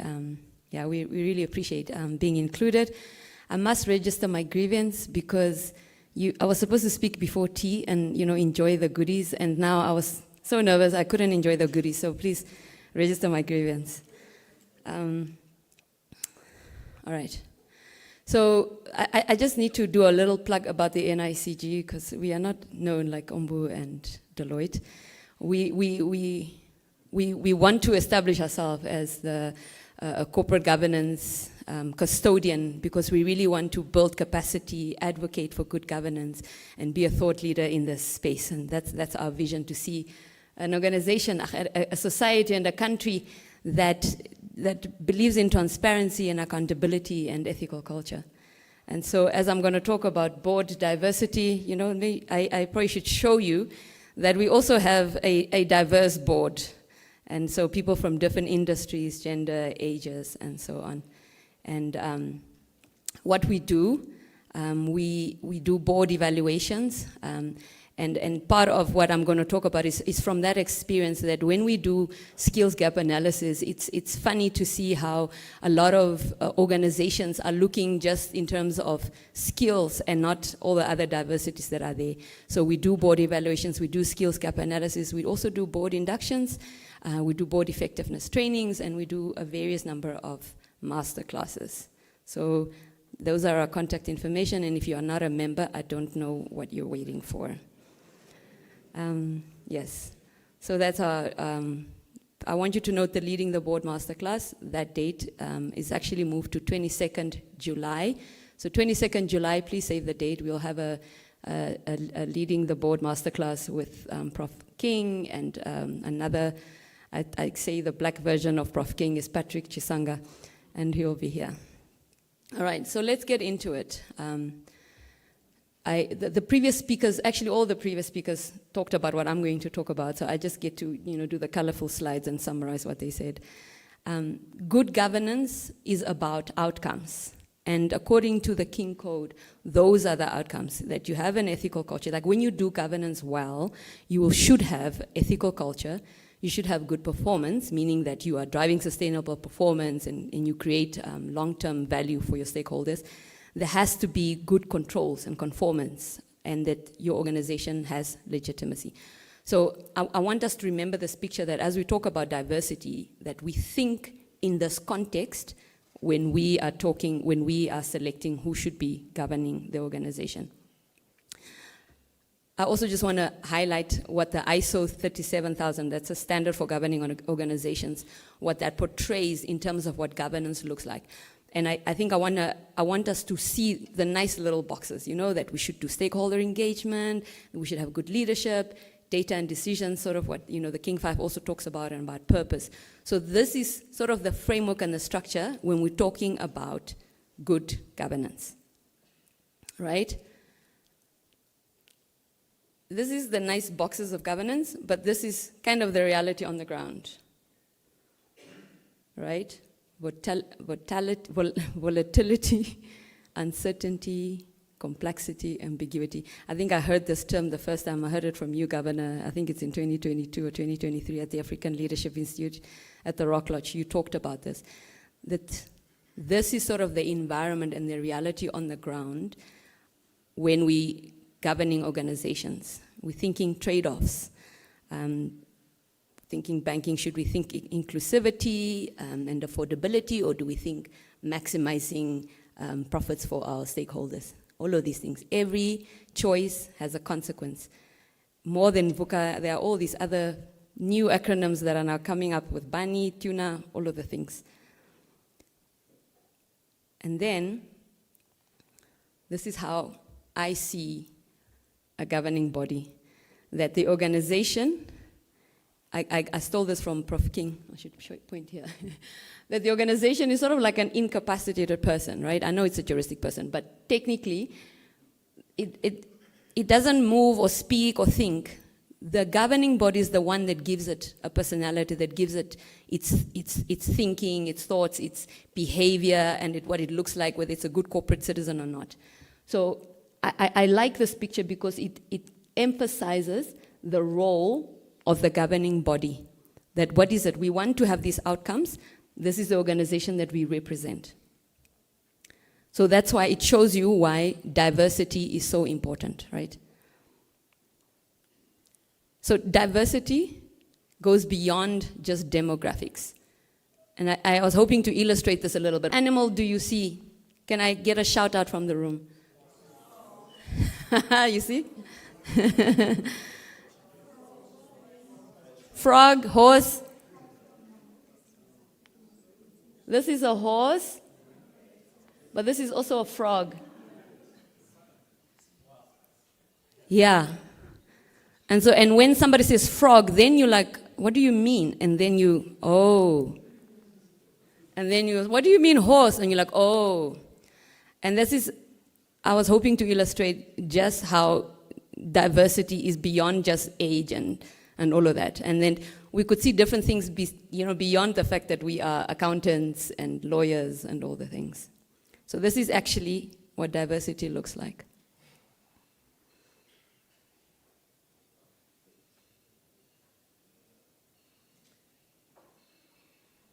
Like I said, most of the time, we think, have the male, the female, the white person, the black person, the young person, the old person, in terms of demographics. But there's cognitive diversity as well, in terms of how people think, who speaks up, who doesn't speak up. And it's really scary that even when we do these board evaluations, or even when we do board induction, it's that people are blind even to this diversity, that even in a training, that some people they don't speak up, right? Or they deferred to others. And those are key things that makes a board effective or not effective. There's behavioral diversity, which I spoke about as well. Who are the risk takers, who are cautious, who are quick to make decisions, who's more careful, who's more reflective, all of these things. Is that a hand? No? Did somebody have I thought I saw a hand, anyway. All right. It's important to understand different exposures, who has what exposure, what industry experience they have, who has corporate experience, who has public versus private, all of that, different values. And I think as much as we're talking different diversities, I do feel that there are certain things where there shouldn't be diversity, in terms of all of us should be able to express. Because when you are on a board, you are there to challenge, you are there to express your view. And as much as we have the expert, the chartered accountant, or the CFA, I think we are beyond the season where we are relying on the CFA to interpret the numbers. I think everyone, whether you are an engineer or whether you are a lawyer, that we should all have basic financial literacy. We should all be able to at least understand liquidity ratios and those kinds of things, because you cannot rely on somebody. I mean, we know what happened with the Steinhoffs, and is it Avid? Was it Avid? What happened? So we each need to take that fiduciary responsibility. Remember, you are taking care of this incapacitated person, and you cannot rely on somebody else to do it for you. So I really wanted to highlight this, that it is when we have better diversity, we make we have better judgment, better decisions, and therefore stronger institutions. And then to sort of land this fast-flying plane, I wanted to sort of highlight this when we're thinking diversity as well. And I know Vetu talked about, the engineer on the banking board. What's interesting is that the Wright brothers, who started planes, they were bicycle mechanics. They were not aeronautical engineers. Then here on our continent, you have Strife Masiyiwa, who has built the Econet empire, and he's not from the telecom space.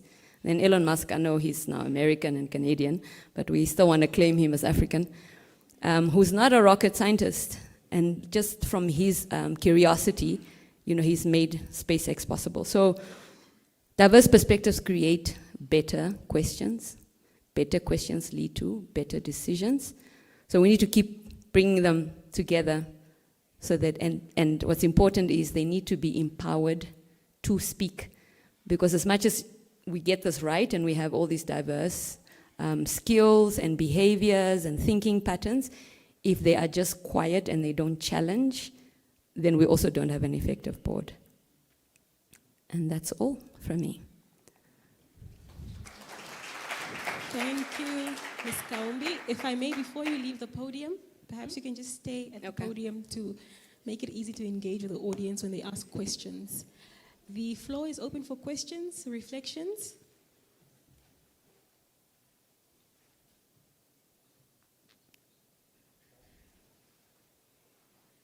Any questions on the online platform? Great. Okay. It seems Yeah. there are no And questions. so, thank you. And what Tian said, we will be engaging you. We have had some people from Bank of Namibia on here. We are working on the development of the NamCode along with the stock exchange, the stock securities exchange. Sorry. Thank you. All right. Thank you very much. Please give her a round of applause.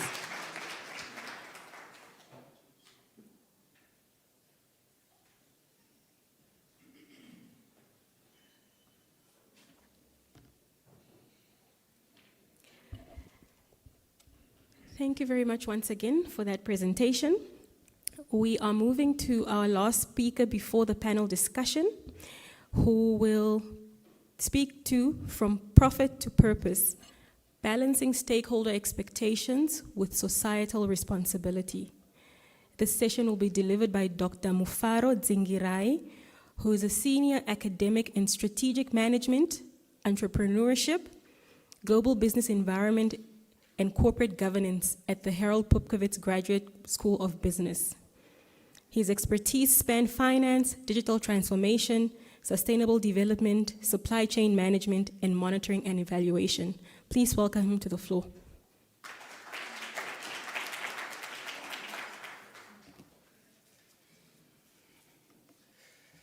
All right, thank you very much for such a good introduction. And before I start to talk about the issue of moving from profit to purpose, I'd want to reflect a bit from the previous speakers. Okay, there's something that is interesting. No sin, heads out. Really? In the corporate governance discourse. Okay. Then there's another tension. Okay? Regulatory versus institutions. What does it mean? We need a different skill set, a balancing act, definitely.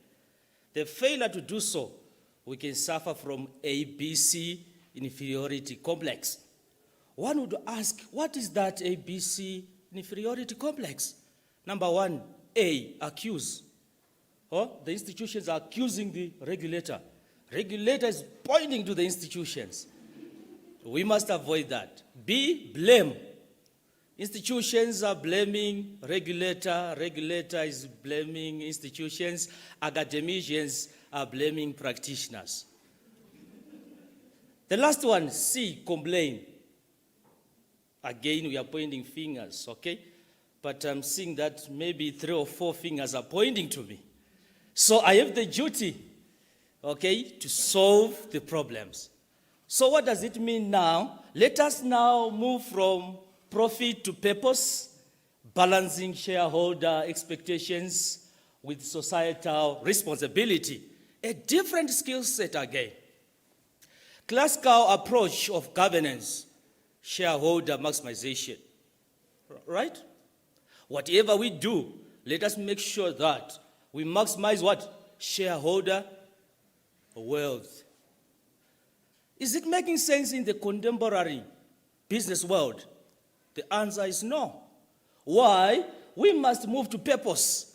So what is the purpose of an institution? In the contemporary corporate governance discourse, not classical approach, is creating sustainable value, catering various stakeholders with conflicting interests. Wonderful. Various stakeholders with what? Right, responsibility. Okay, so let us discuss. You know, when you're interacting with the practitioners, it's a matter of discussing. I normally say nobody owns monopoly of knowledge, but there's beauty in cross-fertilization of ideas. So we need platforms like this. Okay. Introduction and background. We want to see the overview. What is happening, okay? What is the gap? I'm an academician. I would want to see the rigor element, not rhetoric or gut feeling kind of thing. Where's the evidence? You were saying we should not regulate. Which evidence are you pointing to? Huh? It's heuristic or gut feeling, right? Are you getting the point? Huh? What evidence do we have to support that? If we don't have, it means it's utopian kind of thing, isn't it? Okay. There is a paradigm shift from profit to purpose in corporate governance discourse. As scholars, and I'm also a practitioner, I have many years of experience concerning corporate governance and also training of board members. So we are seeing that there is a paradigm shift, okay, from profit, which is the classical approach, to purpose, which is a contemporary issue. Reflect upon the Campus Act. It focuses on fiduciary duties, whereby we are saying we are informed by the agent's theory, okay? And the main agenda is to maximize shareholder wealth. So we need again to reflect upon the Campus Act so that we capture the sustainable value creation, okay? When we are doing that, we are moving from profit to purpose. Wonderful. So, what is the purpose now? You are talking about purpose. Huh? What is this thing? Yes, it's a good question, if not a thought-provoking question. Purpose of a company is not just to produce profits, but to produce profitable solutions to societal and environmental problems. You are balancing the three, right? The economic aspect is not the outcome, it's the means to achieve the societal and environmental. But the classical approach, profit was the outcome. Look at the contract of the CEOs. It's attached to profit. It's a classical approach. We need to reflect on that one. Not profit only. The contract, reflect on it. It's based on classical approach. That's why we have these scandals. Okay? Yes, because I want to achieve my key performance indicator as the chief executive officer. So we need this paradigm shift, right? From profit to purpose, right? Okay, societal problems, okay, you can think about Namibia. We have a high unemployment rate. What are the banks doing to keep that? They are supporting the sport. Is it a priority in Namibia? Go to the Vision 2030. You should see the key indicators of Namibia. Sport is somewhere there. I get the concept, how am I connecting the two? I'm an executive, I'm connecting the dots. I'm doing my pastel analysis, okay? I pick the strategic problem in Namibia. Then I frame my corporate social responsibility to tackle a big problem, not sport. Because when I'm going to sport, it's public relations. Are you seeing now? You are marketing your product already because there are millions of people who are watching sport. We know that because of this pragmatic approach. You cannot pick that without pragmatic approach. They are taking the budget for marketing campaign, put it as corporate social responsibility. So as the regulator again should pick that. Something is amiss. Are you getting the concept? We need a different skill set from the regulator, bank executives, so that we can foster public trust. Reflect on it. Refer to your organization. What kind of corporate social responsibility programs are you embarking on versus the strategic problems of Namibia? Wonderful. I know you're now reflecting, right? Yes. The quietness is the evidence. Global banking institutions are moving from shareholder wealth maximization to stakeholder satisfaction to foster public trust. This paradigm shift. Listen the language of the CEOs from the banking institutions. We call it the discourse analysis. Even the way they communicate in the annual report is biased towards profit maximization. When now they are approaching the corporate social responsibility, they put pictures. Yeah? I get the point. Corporate social responsibility is there for pictures.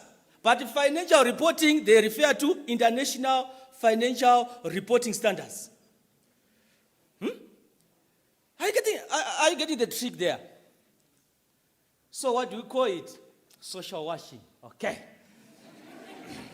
Yes, we need to think as practitioners, isn't it? To push the existing boundaries of knowledge. Okay. However, the knowledge gap now, because you want to see the gap. What's the gap now? Yes. Impactful corporate social responsibility is largely neglected in the boardroom discussions. Passive sort of. Not the key agenda. Okay? But green and social washing have been observed in practice. Are you seeing we are bridging the two? We have the corporate code, which is the theoretical kind of thing, abstract thinking. Now we go to the practice. What is happening? Social washing, green washing. So what's the solution? Let us come together, debate this thing. Avoid a BC inferiority complex. Okay. So that's why we are saying, let us now move from profit to? Yes, purpose. Wonderful. ESG reporting helps to ensure sustainability, resilience, and public trust. I like this one. Even the theme of this seminar is speaking to foster public confidence. So ESG, environmental, you see? ESG, okay? Environmental for E, S for social governance. I see governance is there. So to achieve the other two, we need governance. Are you getting there? Yes. For us to talk about environmental and social, we must address the big elephant in the room there. Governance. And here, we are seeing that this is the starting point. Governance. And I was also thinking about the issue of age. That one is a pertinent issue in the literature. The recommendation is, let us have a balanced. Isn't it? When you are saying we are in Africa, we are reporting that we have a demographic dividend. But when I'm looking at your board, I'm not seeing anybody 23 years old. But in your reports, you are saying we have a demographic dividend. Is it making sense? Something is amiss, right? So we need this kind of a balance. Good. Resilience, okay, in terms of financial resilience, if you check the annual report of Bank of Namibia, they are talking a lot concerning resilience and also public trust. Wonderful. So, brainstorming. Right? I like this one, isn't it? If 70% of Namibians are unbanked or underbanked and drought threatens 40% of the bank loan book, via agriculture. Is profit only still prudent? Just reflect with your colleague. Huh? Is it still making sense? That is the brainstorming session, right? You have the answer. As I said, nobody owns monopoly of knowledge, right? Let us move on. The question is now, yes, I'm seeing this interesting theme, from profit to purpose. Why now? The urgency of the matter, right? Let us see. Why now for Namibian banks? Perfect. Regulation shift. You see now that point is now correct. We need regulation, but the debate is to what extent? Is it? Yes, we need to pick the corporate governance issues that are popping up from the practice, we regulate. But a certain portion you can say, okay, you can comply or explain. Isn't? So that we can foster public trust. I was debating with my colleagues to say, look in Namibia, if you check the public commercial enterprises in terms of corporate governance, below par. Look at the banking sector up there. Isn't? This is evidence-based. But in the same country, what is wrong? Regulation what? Shift. In the public commercial enterprises, who is the shareholder? The government, right? Good. Who is going to appoint the board members? Through the minister? Huh? Who?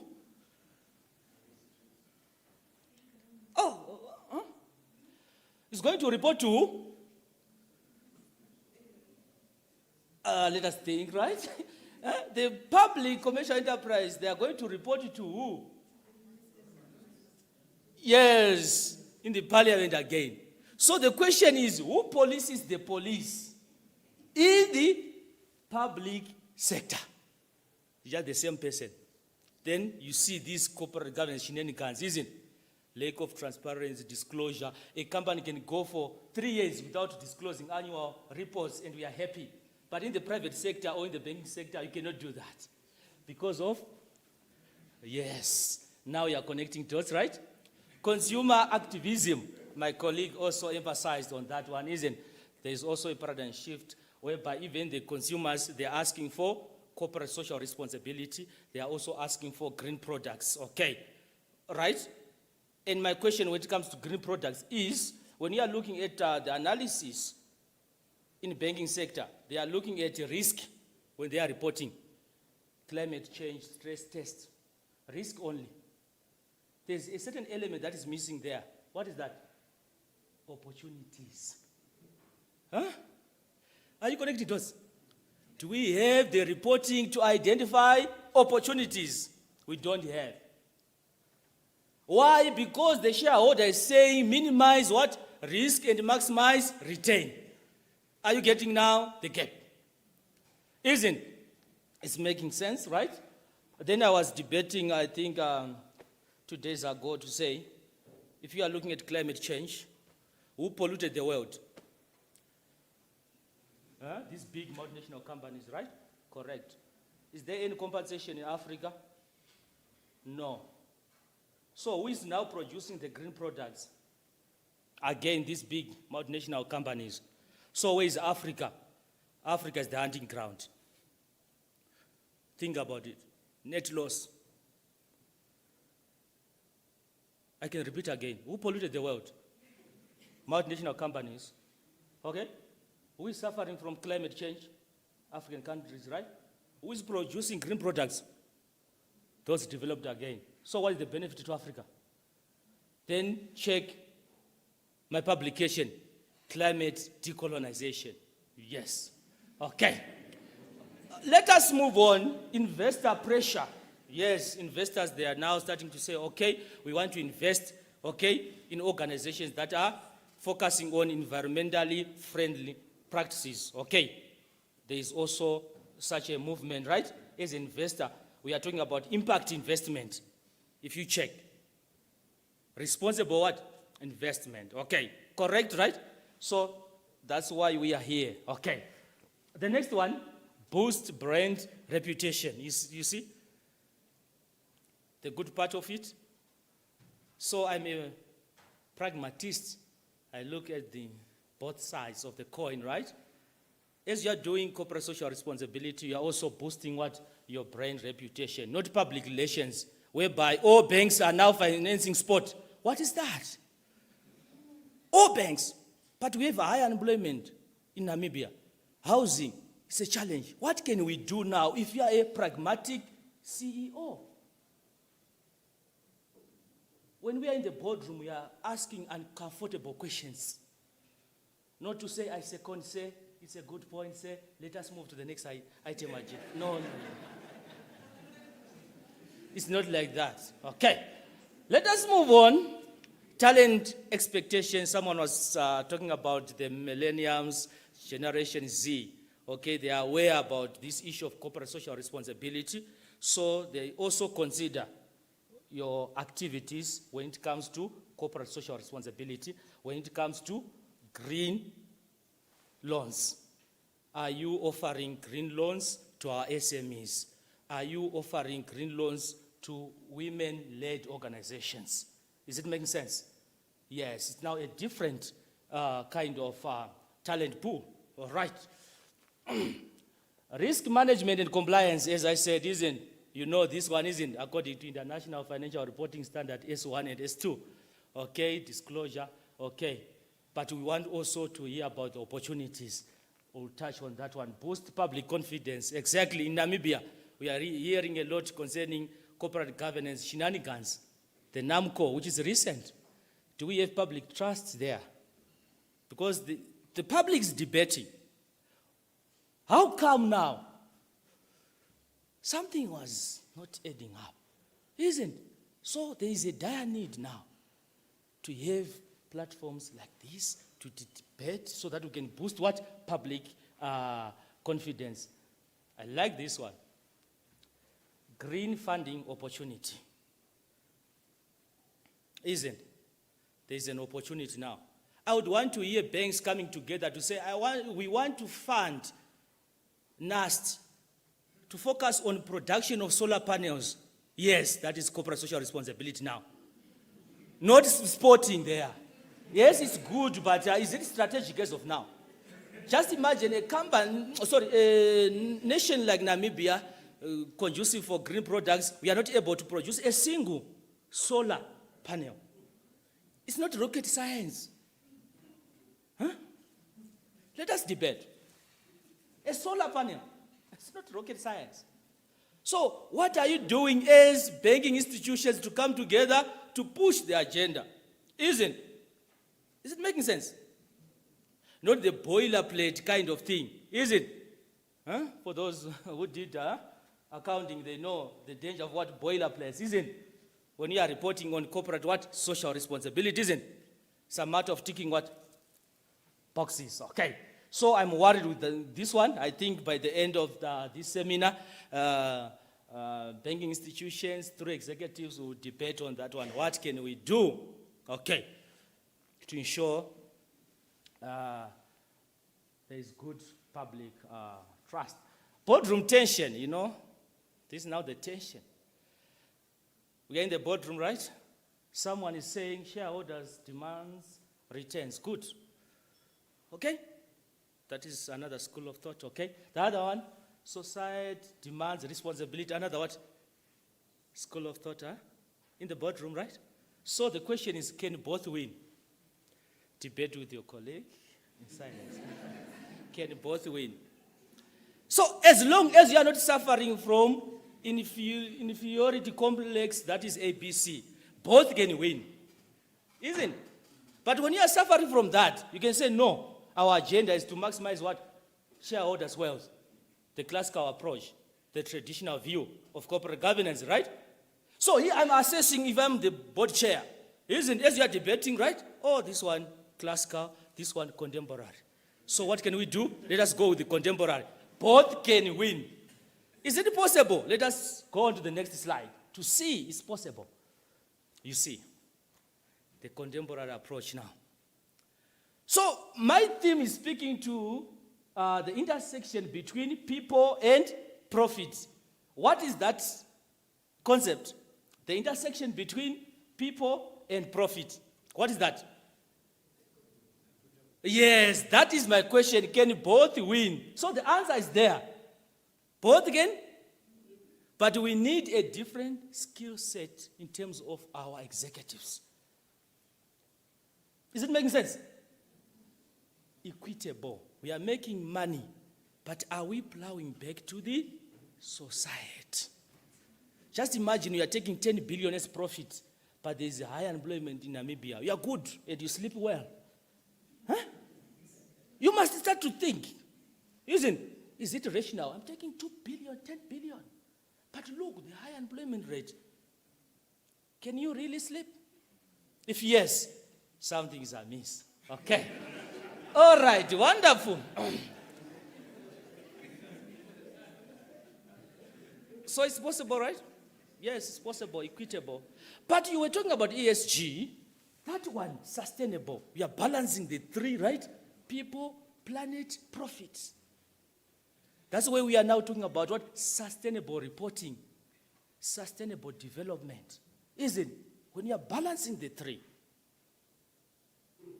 So the tension is when you are rooted in the Western epistemology, you neglect the society. Then you take what? The profit maximization. That is the capitalism, right? But you are from the Ubuntu principle, African ideology. You focus on sustainable. Is it making sense? Sure, you look at the orientation, isn't it? When you were being taught, maybe you were using theoretical lens like shareholder maximization, right? From the Western. But is it compatible to Africa? No. Why? Our philosophy is very simple, Ubuntu. But if you check King 5, Ubuntu, we are just mentioned in passive. Huh? But the shareholder, we are putting more emphasis. But Ubuntu is just in passive. Why? Think about it. Okay? Reflect. So there we are. Now you can see that it's possible, isn't it? Equitable, right? Yes. It makes sense. I don't want to waste much time. Okay, the source is there. Okay. So you can just take this picture, reflect about it, isn't it? We are executives, isn't it? We don't have much time, but we need this pictorial presentation like this. We are done. We are executives, isn't it? Okay. Let us move on. The frameworks for the balance, academician, I have to do just in terms of the theoretical lens when it comes to this theme. Okay. Number one, we are looking at stakeholder theory. Okay. Let us consider all the stakeholders. But our question in the boardroom, we have many stakeholders with what? Conflicting interest. So we need a different skill set altogether, right? Exactly. That is our challenge. The theory is correct, but the application, how can I balance? That is your question as a practitioner. Not to know about the theoretical elements. How can I balance? Okay. Let us look at stewardship theory, okay? Executives, they are stewards of the organization, isn't it? A counter approach to agents theory. Okay, to say there is a conflict. According to this one, there is no conflict, isn't it? There is synchronization, okay, of interests when it comes to agent and the principal. Is it making sense? Good. So you should embark on what? Corporate social responsibility. Is it making sense? So that you can create a sustainable value, not short-term profits. Powerful. Ubuntu governance theory, I like this one. I'm from Africa, right? Yes. Ubuntu what? Governance theory. If you read about Mbigi, 1997, okay, was putting forward how can we incorporate some aspects of what? Five-finger theory again to support Ubuntu, teamwork, respect, etc. Just imagine you have your company values, but I'm not seeing anything speaking to Ubuntu. Something is amiss, right? A company operating in Africa, nothing mentioned about Ubuntu. What does it mean? Yes, something's amiss there. I am because good. That is Ubuntu, right? So if you are thinking like that as an executive, you can embark on serious or impactful corporate social responsibility, not social washing or public relations disguised as what? Corporate social responsibility. It's high time now to question everything, isn't it? Yes, we should question. Even as board members, are we doing the correct thing? Perfect, okay? The other one, the triple bottom line, isn't it? I think somebody touched on that. The triple bottom line, we are looking at three aspects: economic, environmental, and social, right? Okay. Governance codes, yes, we want to interrogate this from global perspectives. We normally call it funnel approach, okay? Global, regional, then local, right? In passive, using UK Corporate Governance Code 2024, recent, is speaking about corporate social responsibility, right? Good. So we need also to update our NamCode. Just imagine 2014. Huh? It was launched in what? 2020 what? 2014, right? So can the banks refer to that one in this era? Huh? 2014. Let us be realistic. Check all the annual reports of the banks. They are now quoting kings. Yeah? Kings, sorry. Why? We are lagging behind somewhere. Policymakers, government, institutions come together, fund the process of updating what? NamCode. Isn't? Exactly. Okay. Then you can go to the OECD Principles of Corporate Governance 2023. So recent. Compare with our NamCode. You see a gap. So are we inferior? That will be the question. We don't have the skills to update that. Huh? And when we are updating it, we are just King 3 or King 4 or King 5. Huh? Yes, we are done. Just look at King 5. Well, okay, then we update. There's no contextualization. Are we inferior? Is there evidence to validate that? Prove to me. And if you're able to prove to me, what is the way forward? Good. Not the issue of importing models, codes. Huh? No, the context is different. Isn't it? Okay? Let us now go on to King 5, the recent one, 2025. It's going to be effective in, it is now effective, right? From January, isn't it? 2026. Zambia, National Corporate Governance Code, so recent 2026. Compare with ours, 2024. Do you really sleep? Huh? You can think about it, right? Yes. I'm setting the agents to do the proper things in corporate governance, isn't it? Nothing else. Okay? I'm pushing the existing boundary of knowledge so that we can start to think about it, debate about it, right? Local perspective, NamCode, compare 2024 or 2014 versus 2024 versus 2023. And if you check our NamCode, it was borrowed from King 3, right? King 3, we just take it here. But are we actually contextualize it? Isn't? Exactly. We need to think about it. I know you're bubbling with ideas. So, what are we saying here? What can we do better? That is my job, right? Yes, to challenge your thinking, isn't an approach. Okay. Then we have the 2023 Bank of Namibia, BID 1, okay, specifically for the banks, right? Okay, to improve corporate governance, isn't? And I hope you are updating or what, I don't know, okay? So that you keep abreast of what changes. Good, you see, wonderful. All right. Key insight. What is the key insight? A loan that ignores water risk in Kunene is a bad loan, even if it pays in year one. Are you connecting those from profit to? Are you picking that from this statement? From the profit aspect, we are making money in year one, not year two. But it's a bad loan from societal responsibility. Are you connecting the dots there? By mere looking at this statement, you are seeing there's a dire need to balance shareholder what? Expectations with what? Societal responsibility. So the banking executives will say, this year we managed to make a lot of money. Okay? Because we have this loan that we offered to a certain organization in Kunene, good, okay, from Klaska. What about the society in terms of water risk? You see, thought-provoking kind of a question, right, or a statement, right? We are making money, a lot of money. But society. That's why I say you can make a profit of 10 billion. Then we are happy. And you have awards for that. And bonuses. What about the society?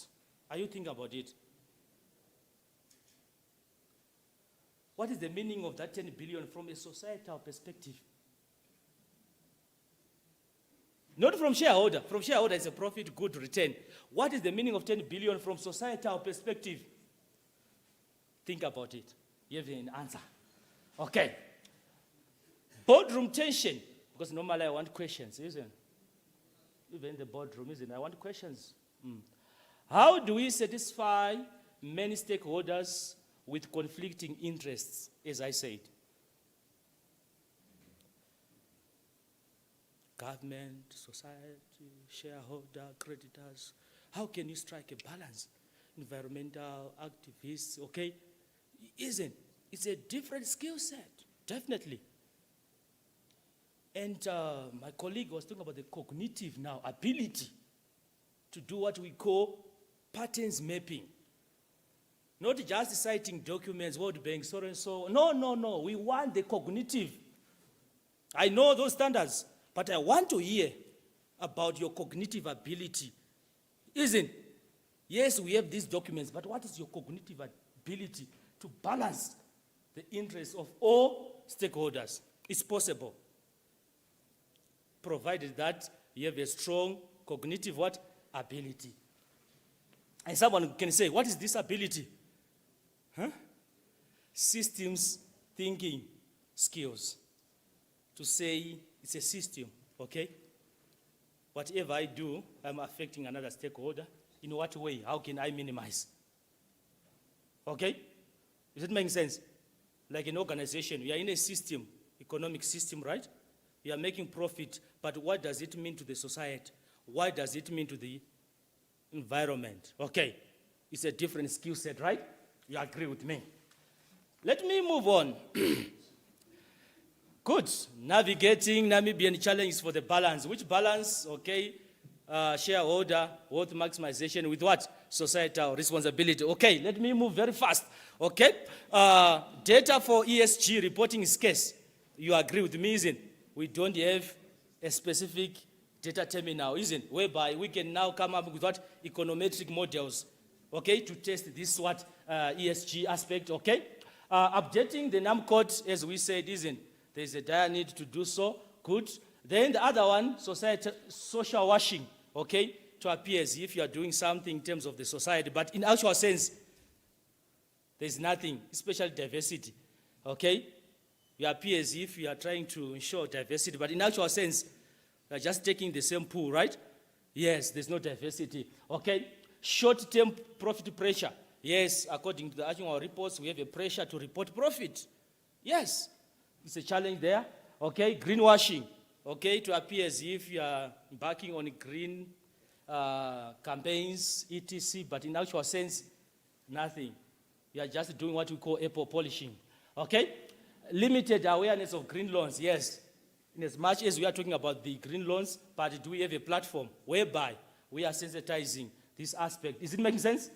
Okay. Then the other one, boardroom tension.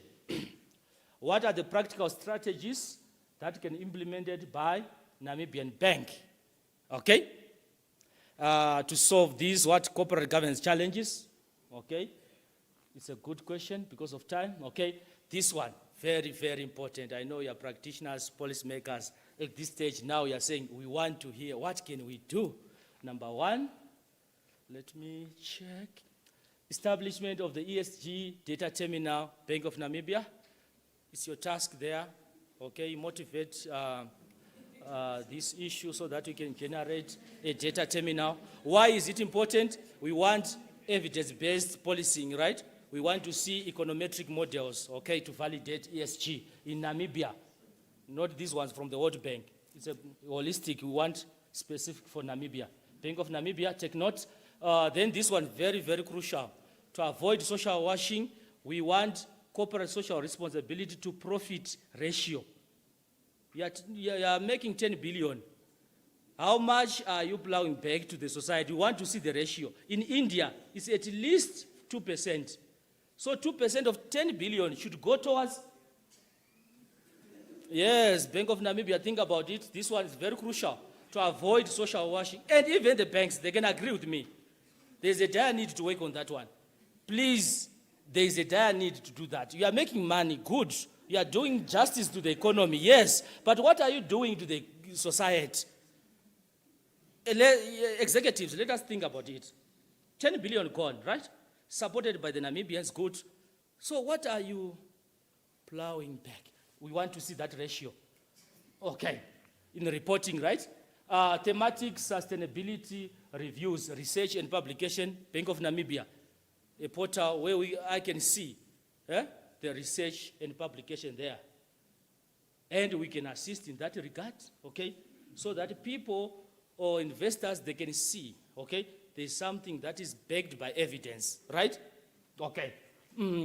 Okay, it's the recognized quality, sustainability reporting, Bank of Namibia, okay? Public recognition in form of annual awards. You see, annual awards, event. We are motivating other banks. These are practical issues. So interesting, isn't it? And an educated executive can agree with me. Let us motivate. Yes. Okay. Updating NamCode, okay. Namibian Stock Exchange and the Institute of Directors, South Africa, okay. It's my recommendation there. There's a dire need for that. 2014, okay. So we need to update it. 2014, no. Let us do something. ESG committees, institutions. We want board ESG committees. Banks now, really? Okay. Linking executive compensation to ESG key performance indicators. Jot down this, very, very important. Go and debate with your board members. Yes, debate about it. Think about it, these recommendations, okay? Look at the compensation strategy of the executives. Are you linking to ESG key performance indicators? So we are moving from process-based reporting to outcome what? Based reporting. Is it making sense? Definitely. Okay. Training and development for capacity building, systems thinking skills. This one, for board members, I think you need a training on that one, isn't it? Yeah, systems thinking, cognitive ability, right? To strike a balance. It's a very, very crucial element. Okay. Balancing act. I like this one. Balancing, okay? The interests of various stakeholders. Okay. We need to make sure that we are also implementing that. Okay, time, time is an issue. Oh, okay. What is next? Okay. The social responsibility reporting, key performance indicators to vision, ties social responsibility reporting, key performance indicators to vision 2030, we know it. National Development Plan 6. Okay, very good, that one. Take note, please. Even as an executive, whatever you do, try to have key performance indicators linking to vision what? 2030. I gave you an example, corporate social responsibility. You pick the key problems in Namibia from vision 2030, National Development Plan. Then now you support, not to go for sports. Yes, I'm not happy with that one. I should be honest, isn't it? All banks supporting sport. It's public relations, right? Okay. Prevent regulatory fragmentation for Bank of Namibia. Good. Minister of Finance and NAMFISA speak with one voice. Okay. I like this one, isn't it? On sustainability. It's good, right? Sustainability research. Okay. Innovation and partnership hub. Bank of Namibia, you can think about it. Can you have a hub? Or you can partner with institutions of higher learning, right? Yes, a hub for that. Okay? Over 70% of the Namibians depend on climate-sensitive sectors like agriculture, tourism. So impactful corporate social responsibility should show how finance supports adaptation. Good, this one you can just ponder around. I like this one, a scenario. Scenario based in the boardroom, isn't it? We normally use this approach, right? Scenario. What if A fails? What is our plan? B, right? Good. A company makes 2 billion Namibian dollars profit, but it invested 1 million Namibian dollars in corporate social responsibility. Is this not a corporate social responsibility gimmick? You have the answer? 10th time that came up. Okay. These are It's the next one. Okay, the next one's good. Oh, the next one. Okay. Yeah. So just talking through some of it. Just put them up, the lines. Yeah, there we go. Okay, so now fill all of them. That's the right slide. So you've got a CSR to profit line. Put all of the lines. Okay. So there we go. So one of your recommendations is creating an ESG board subcommittee. One of them is updating the NamCode. Yeah. So would you be aware of the directive, the actual update of the NamCode, that required companies to create an ESG subcommittee of the board, which was published in 2024, which constitutes an update of the NamCode? Have you thought about it? Have you connected those dots? Yeah. Okay, because we've actually done that. So I appreciate the fact that our NamCode is still dated 2014, and like I said, we're doing a process there. Many of these issues have actually been addressed, and there are updates. Yeah. So I would also recommend that you talk about your percentage of turnover in terms of where it's being applied by the banks, because I see a lot of your things are very specific to the banks. The reason why they're investing in sport the way they are is because that was also determined at a stage that a percentage of their turnover should be used specifically for sport. Yeah. So there are reasons for all of these things. And of course, it evolves over time. Yes. The ESG structures and the reporting guidelines as currently recommended by the exchanges is not to overburden businesses with more reporting like this. In certain sectors, I think it is absolutely crucial because of the environmental impact. But we should be very careful in terms of making recommendations that are close to our hearts, but not necessarily in the best interest of the economy as a whole, and what is actually practicable and implementable for companies to do. So I would recommend that you be in touch with our own Corporate Governance Institute, not the IOD of SA, in order to be part of our process to look at the NamCode. Yes. Be happy to chat with you. All right. Thank you very much. I like the analysis now. So as an academician, my question would be, what evidence do we have? What is the study? Because yes, it's there in the NamCode. So we do a research in terms of the banking sector. Then I was saying, now we are looking at the cognitive ability, right? This is the minimum expected. I should go further. Not to say this is my defense. This is the minimum, so I go a step further. So I really appreciate your contribution, and also I would want to be part of the process, updating the code. Good. All right. Another question? Any other question, reflection? Because I like that one, isn't it? What is required is what the balancing act as an executive. Not to use this one as my defense. I'm now thinking holistically. Yes, I'm making this money. Okay, I get the point. But as a prudent person, what can I do? Not to defend my position, you see. Some they engage in discussions, isn't such a way you are defending your position. We want a balance. Any other question? Please. All right. Since there are no other questions, thank you, Doctor.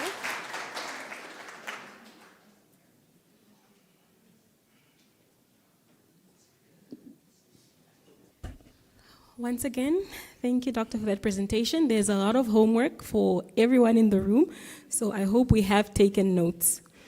So moving on to the last item, before we proceed to the closing remarks, we have a panel discussion which promises to be engaging and insightful, themed purpose-led boards powered by independence and diversity. I would like to invite Ms. Anshua Plaiki, the outgoing Director of Banking Supervision, to come up to the stage, and she will be moderating today's session for us.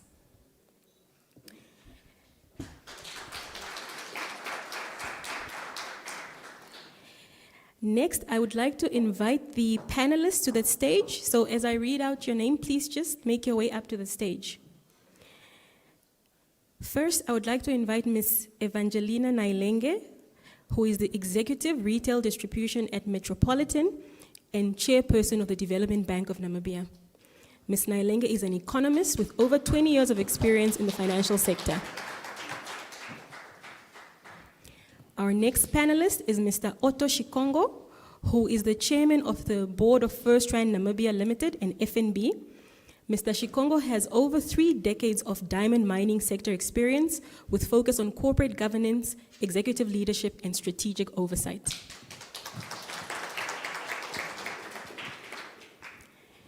Our next panelist is Ms. Marlene Helwex, who is a compliance consultant at Marlene Miller Compliance Practitioner. She is an admitted legal practitioner of the High Court of Namibia and has gained extensive experience in compliance management and corporate governance through her 18-year career in banking. Please welcome her.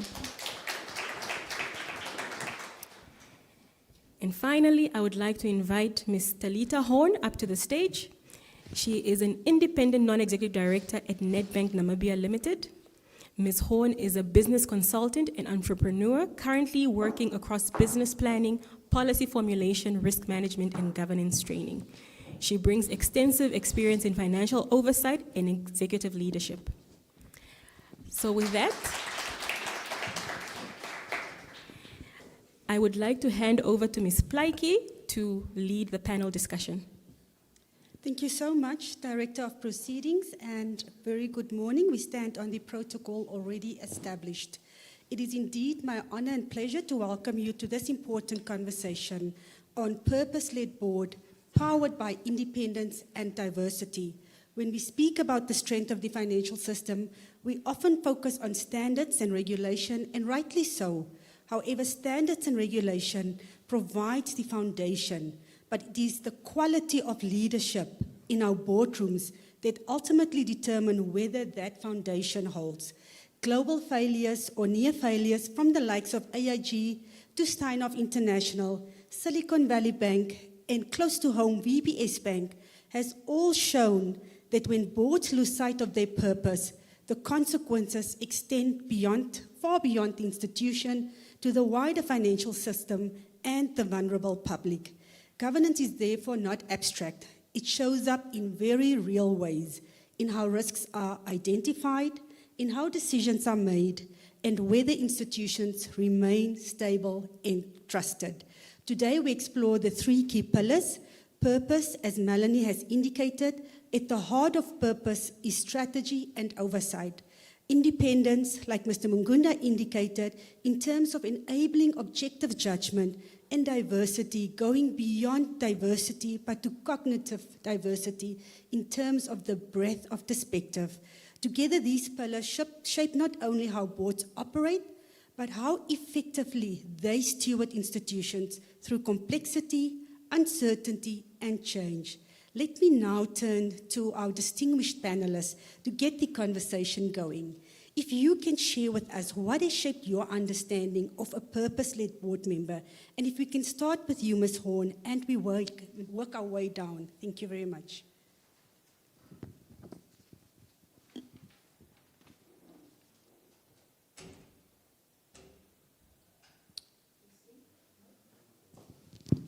we go. Thank you. It was on. Purpose-led board member. I think last week I had an engagement at NIPAM where, as part of just an icebreaker exercise, we created our own coat of arms. And a purpose, I think that was quite a practical exercise in finding out what are those values that you stand for, no matter the weather, the seas. So yes, purpose-led is what are those 3 or 4 elements that you will stand for no matter what. Thank you so much. If we can go over to you, Ms. Helwex. Is it on? Yes.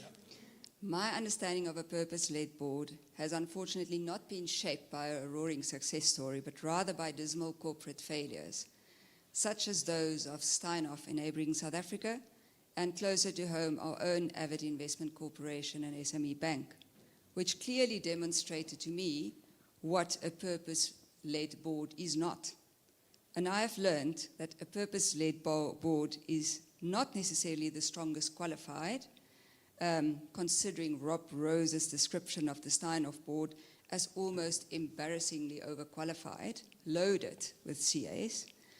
A purpose-led board is also not overwhelmed by a charismatic CEO or chairperson's personality, and certainly not over-reliant on information provided by management or the management narrative, and is certainly not afraid to ask questions or to challenge management constructively.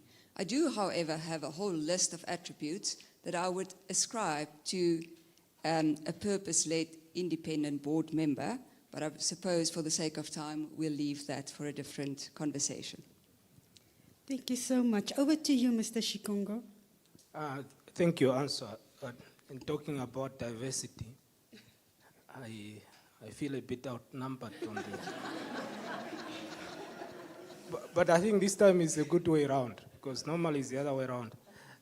What shaped my understanding is over many years, and by the way, I might just declare that I was actually intimidated by Willie Mertens when I came here.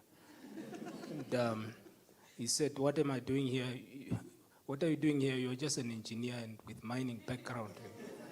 So I almost turned back. But anyway, I've sat on many boards over the almost 30 years of my career. And during that time, I've seen the extreme in terms of purpose-led board, as well as compliance board, and also in between. And that actually, and as time went, I started realizing what is actually the right place to be. In other words, to be purpose-led. And I'll give you an example, just to give you the extreme. There was one more board member at one of the boards that I sit, and he or she said that we already pay taxes, so there's nothing else we need to do for the society. The government must take the taxes and use it up to build hospitals and those things. That's one example. The other example, I sat in a board where it was almost a shareholder negotiation setup. You go to one side where the one shareholder appointed directors are sitting, and the other side is the other shareholder, and it's almost a fight. And in between, the purpose of the company actually gets lost. And I guess today, the seminar, and I must thank the governor for actually, and your team for initiating this, because I think it's what is going to build towards purpose-driven boards. So that is where I actually got my understanding. So what I see now is it's also the understanding. We must understand the why. Why do we want to have the society also taken care of, and the broader economy? What are the reasons for that? And if we don't get that understanding first, it's no good we just do it. Thank you. Thank you so much for the insights, Mr. Shikongo, and I'm sure Mr. Mertens will not leave with the same perspective after all the sessions today. Over to you, Ms. Nailenge. Thank you, Anshu. I think for me, the departure point for a purpose-led board is rooted in ensuring that the purpose of that entity ultimately is achieved over time in a sustainable manner. But I think purpose for me, maybe not to the same extent as defined by Prof earlier, but more to the intent of why that entity was established. And what informed my perspective, by and large, I think it's my background. I remember during the financial crisis, yes, I'm young, but I'm not that young. During the financial crisis of 2008, 2009, as a young economist in the central bank, and during that time, I remember that we had to get to the office every day before 8. And the main aim of that was nothing other than just to ensure that we were on top of what is the implication, what is happening in the market, what will this mean for monetary policy, for financial stability. And this was a clear case of governance failure. Fast forward, then I then also eventually ended up becoming a regulator of entities within the capital market space in Namibia. And in that role, typically you do have a privilege of having access to company information, both financial and non-financial, their performance, their compliance and lack thereof. And you really then tend to see how entities that are well run and well governed, how they are able to sustain for the longer haul, and in the end achieve their objective, but most importantly also become greater good for society. But the opposite is also true, that in that role, one got to witness, you know, an entity that unfortunately failed because of governance failure. And when an entity fails within the financial market space, I think luckily then it's within the capital markets and not the banking sector. So from a systemic point of view, I think it has far less reaching consequences. But at the same time, when an entity fails in that instance is that it erodes public trust.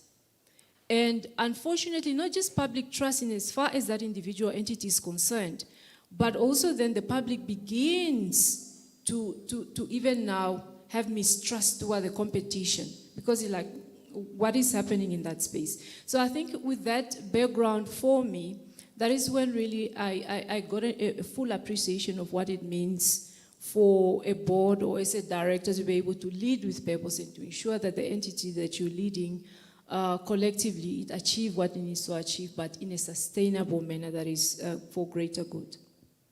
Thank you, Ms. Nailenge. Purpose translates into sustainability and stakeholder value creation. Mr. Shikongo, turning to you, from your experience, what really distinguishes a high-performing board from one that is simply compliance-driven? Thank you. First of all, I think in the context of the theme today, that we, in terms of independence and diversity,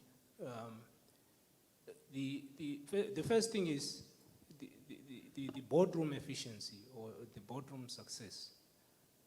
We have to understand that it's directly linked to the quality of management submissions. If management submissions are not in such a way that the board can ask the right questions, you will not achieve a successful board meeting. So that, for me, that is quite important. And maybe that we should also have some sort of training for management to actually submit quality submissions. The difference between compliance-driven and high-performance board lies in how independence and diversity are actually embedded and leveraged to come to decisions. And there was one time when we were just about to attend the training session, and the trainer actually asked me, I just sat down and she asked me, when you walk away from the boardroom, what determines success? Compliance is merely ticking the box in terms of we got diversity, we got independence, in terms of interest in the organization, and it actually goes way beyond that. Whereas high performance ensures that we are actively using governance outcomes, strengthening decisions making, and upholding the long-term integrity and the relevance of the institution. Thank you. Thank you, Mr. Shikonga. You mentioned such an important aspects in terms of board's reliance on management, in terms of their skills, as well as the quality of the submissions. Ms. Horn, if we can turn to you, again, in every of the major failures, we have seen that very often risk did not go unseen, but it went unchallenged by the board. How should boards strike a right balance in terms of supporting management and still providing meaningful and constructive challenge in terms of the quality of submissions, in terms of the conclusions drawn? Over to you. Thank you, Antoine. Yes, I think you've almost given the answer yourself. It's almost fanatical discipline balance between oversight and support. And we said it earlier, nose in, hands out. So that really means you've got to know the company, you've got to know its environment, you've got to understand the industry dynamics, and do not interfere in operational matters.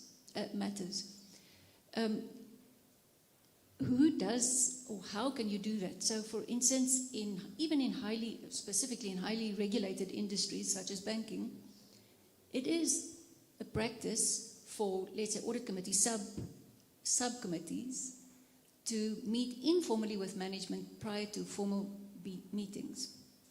That really enables management to anticipate board questions and prepare the submissions to quality standard and answer the board questions. And then during board meetings, that enables board to thoroughly interrogate an issue to get to the bottom line, really challenging those questions without second-guessing management. The purpose is not to have adversarial scrutiny. The purpose is to find constructive challenge to eliminate confirmation bias. So challenge almost comes naturally if a board member prepares themselves thoroughly, they bring their diverse skills that we had spoken a lot about already to the board, and then they challenge and question management. In challenging management, of course, with all the thorough preparation beforehand, then there should be less defensiveness from management side, which often causes the conflict. And then, of course, finally, emotional and intellectual maturity will create the constructive environment for challenge to happen so that we ultimately make the right decisions for the best interest of the organization.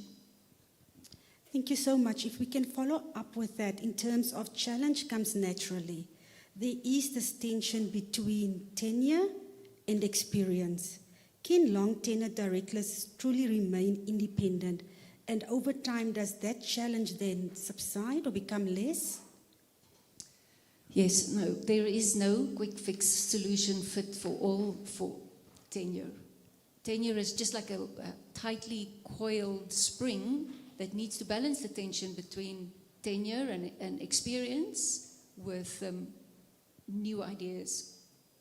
So the positive side on tenure is, of course, you have context, you have continuity, and you have what we used to call in the audit profession cake, cumulative audit knowledge and experience, which you can bring to bear and make informed decisions. But tenure does have the threat of diluting your independence and leading to legacy thinking. So periodic refreshment of board constitution does help. New members often ask foundational questions. Why are we doing this in the first place? Why are we operating in this market in the first place? And that brings to light potential blind spots. This window, you don't know what you don't know. So who does that very well? Audit partners, rotate audit partners by hook or by crook, balancing experience and continuity with fresh perspectives. How should boards manage succession planning? Well, rotational succession, and I'll come back to that in a minute. Structured succession planning and annual independence evaluations. I think Corporate Institute mentioned that they could do things, support with services like that. In Namibia, we do have a problem with having industry expertise with period of service that is free of conflict of interest. So finding members to sit on the board is a challenge, and that has an implication for tenure, making tenure unnecessarily longer. That just means, as boards, we have to be deliberate in planning our succession strategy and developing talent. We have industry experience in Namibia, or topic experts. We should be bringing them onto the board and then give them the board experience. Then we can tick off that pesky little question on the questionnaire about experience. On the rotation policy, I think it's particularly prevalent in the public sector where the entire board is rotated in one fell swoop. It's generally not advisable. because board members need structured onboarding to give them the context. And you're not going to get the context from the press or other public sources. Thank you so much. I saw all the regulators from Bonn and Amphisa nodding as you were speaking. Ms. Nailenge, if we can turn to you and further unpack the approach to succession planning to ensure continuity. I think Ms. Horn mentioned the challenge that we are experiencing in Namibia. Any thoughts from your side? Yes, I think in addition to what Ms. Horn said, or the implication thereof is just that we need critical mass. We need critical mass so that when the board then consider the issue of succession planning and they have the pipeline, they can then take from the critical mass and be able to have that pipeline. Unfortunately, currently, as is, there is no critical mass. And I think as institution, then the challenge is on us to ensure that we begin to contribute to that critical mass, not just for your own board, but I think so that there's also cross-pollination. I think that is very critical from the issue of succession, that as a country, I think as an ecosystem, we need to be able to build up our critical mass. Failure, which I think it would be a situation where then the issue of tenure then becomes a problem, where you have one director that overstays. Not necessarily that you do not want to change the director, but simply because there is no critical mass. And therefore, I think a takeaway home for us as institution really is to ensure that we develop that critical mass from within our institution, and then we cross. Thank you so much. Now over to the more difficult conversations, Ms. Heilwegs. Independence becomes so complex in practice. And independence is really only tested in the boardroom itself. What does true independence really look like in practice beyond simply meeting the formal criteria? I'll try my best to answer that.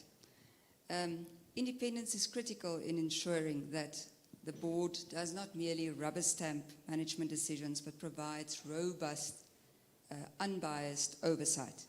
We also do know that from a corporate governance perspective or a best practice perspective, true independence implies the application of an independent mindset in substance rather than form, free from any interest, position, association, or relationship, which, when judged from the perspective of a reasonable and informed third party, is likely to unduly influence or cause bias in decision-making. That said, before I step into what it looks like in practice from my point of view, I do want to pause for a minute on the evolution of the concept of independence and how factors are applied indicating whether a board member is indeed, in terms of substance, independent or not. And I want to start at King 3, which informed the NamCode. We do know that the NamCode places the independent mindset at the center.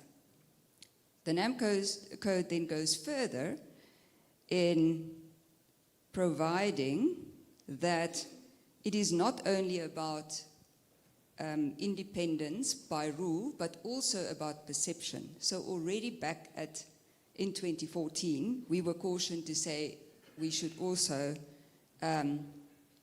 remain aware of perception. And with that goes the fact that we can't ignore perception. The NamCode goes further to say that independence is the absence of undue influence and bias, which can be affected by the intensity of the relationship between the director and the company, rather than any particular fact, such as length of service or age. That is what is currently stipulated. In the meantime, a limitation on tenure of service and age is, however, becoming a thing. We have seen in King 4 the 9-year rule being introduced, but with flexibility of judgment still being permitted, allowing the board to evaluate a board member having served for a tenure of more than 10 years, and then if convinced that they are still comfortable, that the board member is independent in his or her mindset, the board member may remain on.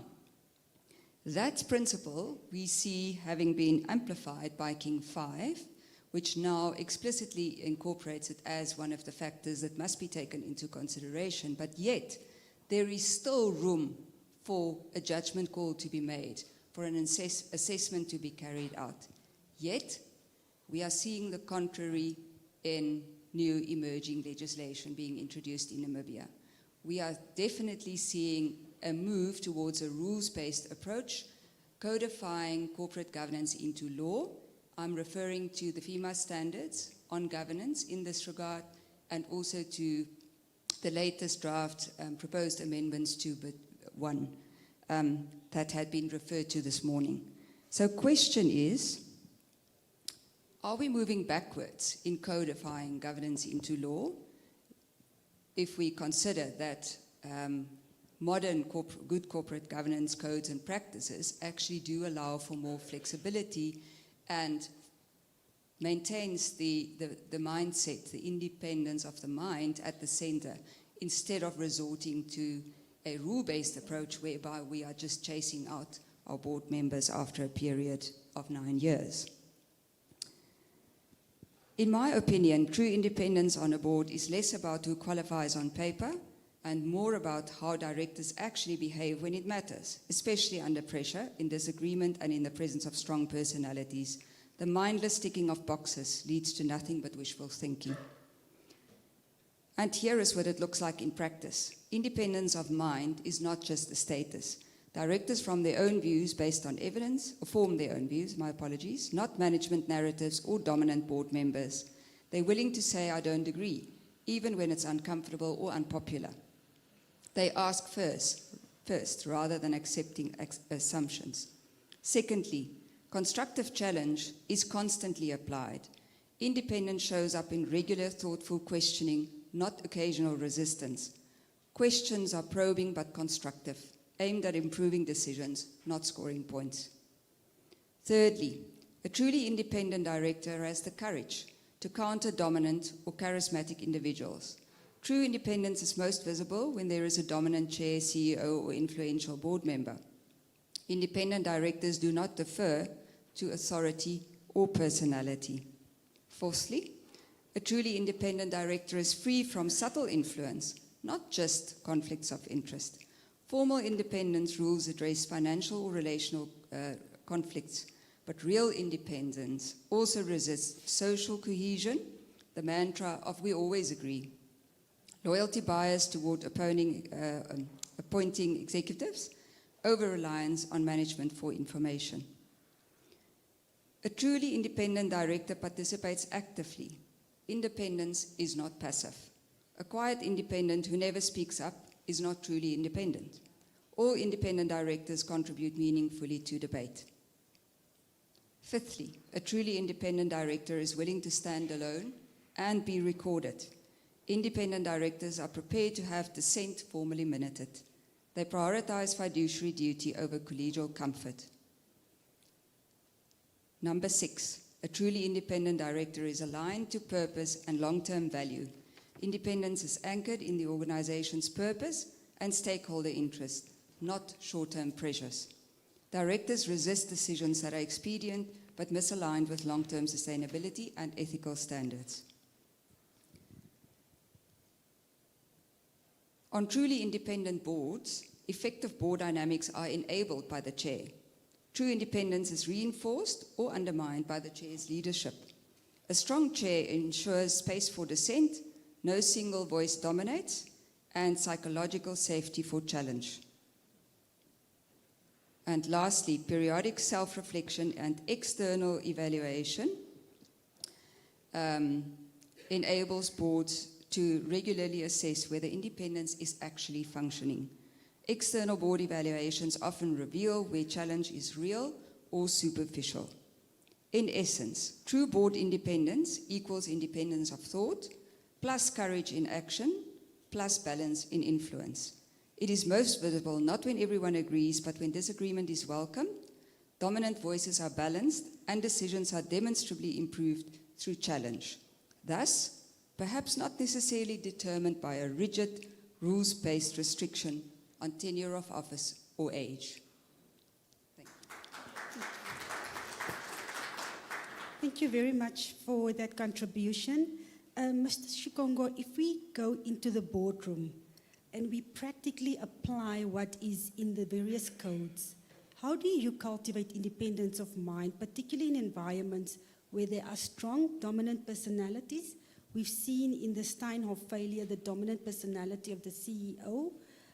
Also, when there are competing interests, especially if you look at the Namibian financial sector, where the groups are mostly foreign-owned. How would you ensure that independence of mind? Quite honestly, I think the answer to that, to a large extent, has been answered by my colleague next door. It comes down to strengthening independence, not in terms of structure, but by form. The mindset of the directors. You must have strong directors who are prepared to stand up and challenge, and not being able to be influenced by, say, a dominant shareholder, and be able to speak their mind and pressure test, really with the intention to do the right thing, pressure test submissions, and also promote positive debates. And again, as was mentioned before by my colleague here, the chairperson plays a very important role in that, because he's like a conductor in the boardroom, and that is very, very important. So, but that does not mean that you must turn the boardroom into a snake pit. It's got to be still a pleasant environment. Otherwise, the next time you're going to have management to come and they are very tense, and it becomes not a good environment. So it must be led in such a way that it's still a pleasant place to sit and drink coffee and talk and laugh. The chairman, as I said, plays a role, and the decisions must be anchored on purpose. So when you walk out there and you look at the decisions, you should be able to say how the decisions actually come back to the purpose. Must have follow-up, must have responsibility, so that the board can actually track progress in terms of the outcomes in the long term. Thank you. Thank you so much. Decisions must be anchored in purpose. Taking us back to what Mr. Mungunda said earlier, you cannot regulate and supervise behavior. Ms. Nailenge, we have talked about succession planning and the challenges in Namibia for a very long time, as boards, as regulators, but you hardly see the solutions coming through on paper. Namibia has a very young population. It's both a strategic advantage and a clear responsibility, as our governor alluded earlier. How can boards deliberately and intentionally cultivate that next generation of leadership? In speaking to nose in, hands out, is it the responsibility of the board, the regulators? How do we go about it, leaving this room, in terms of cultivating the next generation of leadership? Thank you, Ansha. No, it's not a responsibility of the regulators. The regulator must stay out of this one. Not even the nose, just completely out. But having said that, a young population can be a comparative edge for any economy, any country, and I'm using the word can be on purpose, because whether or not that young population eventually then becomes a comparative edge and it's harnessed is a function of time, but it's also a function of what happens within the passage of time. It therefore means that, I think I've mentioned earlier around critical mass. It therefore means that as institutions, we need to be able to take a very intentional approach that says that we are going to develop our professionals within our entities.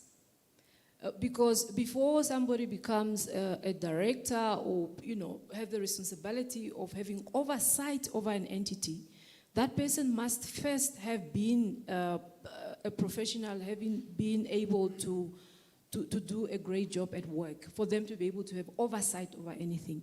So I think it's very important that as an institution, with an intent, we have to make sure that the young professionals within our entities, that we train them. We need to make sure that we give them a chance to responsibility and decision making, And I think there are other stuff that one could do. For example, maybe have a junior exco within your institution, and within that, you then expose your young professionals to an environment where they are able to make decisions outside of their operational line of duty. 1.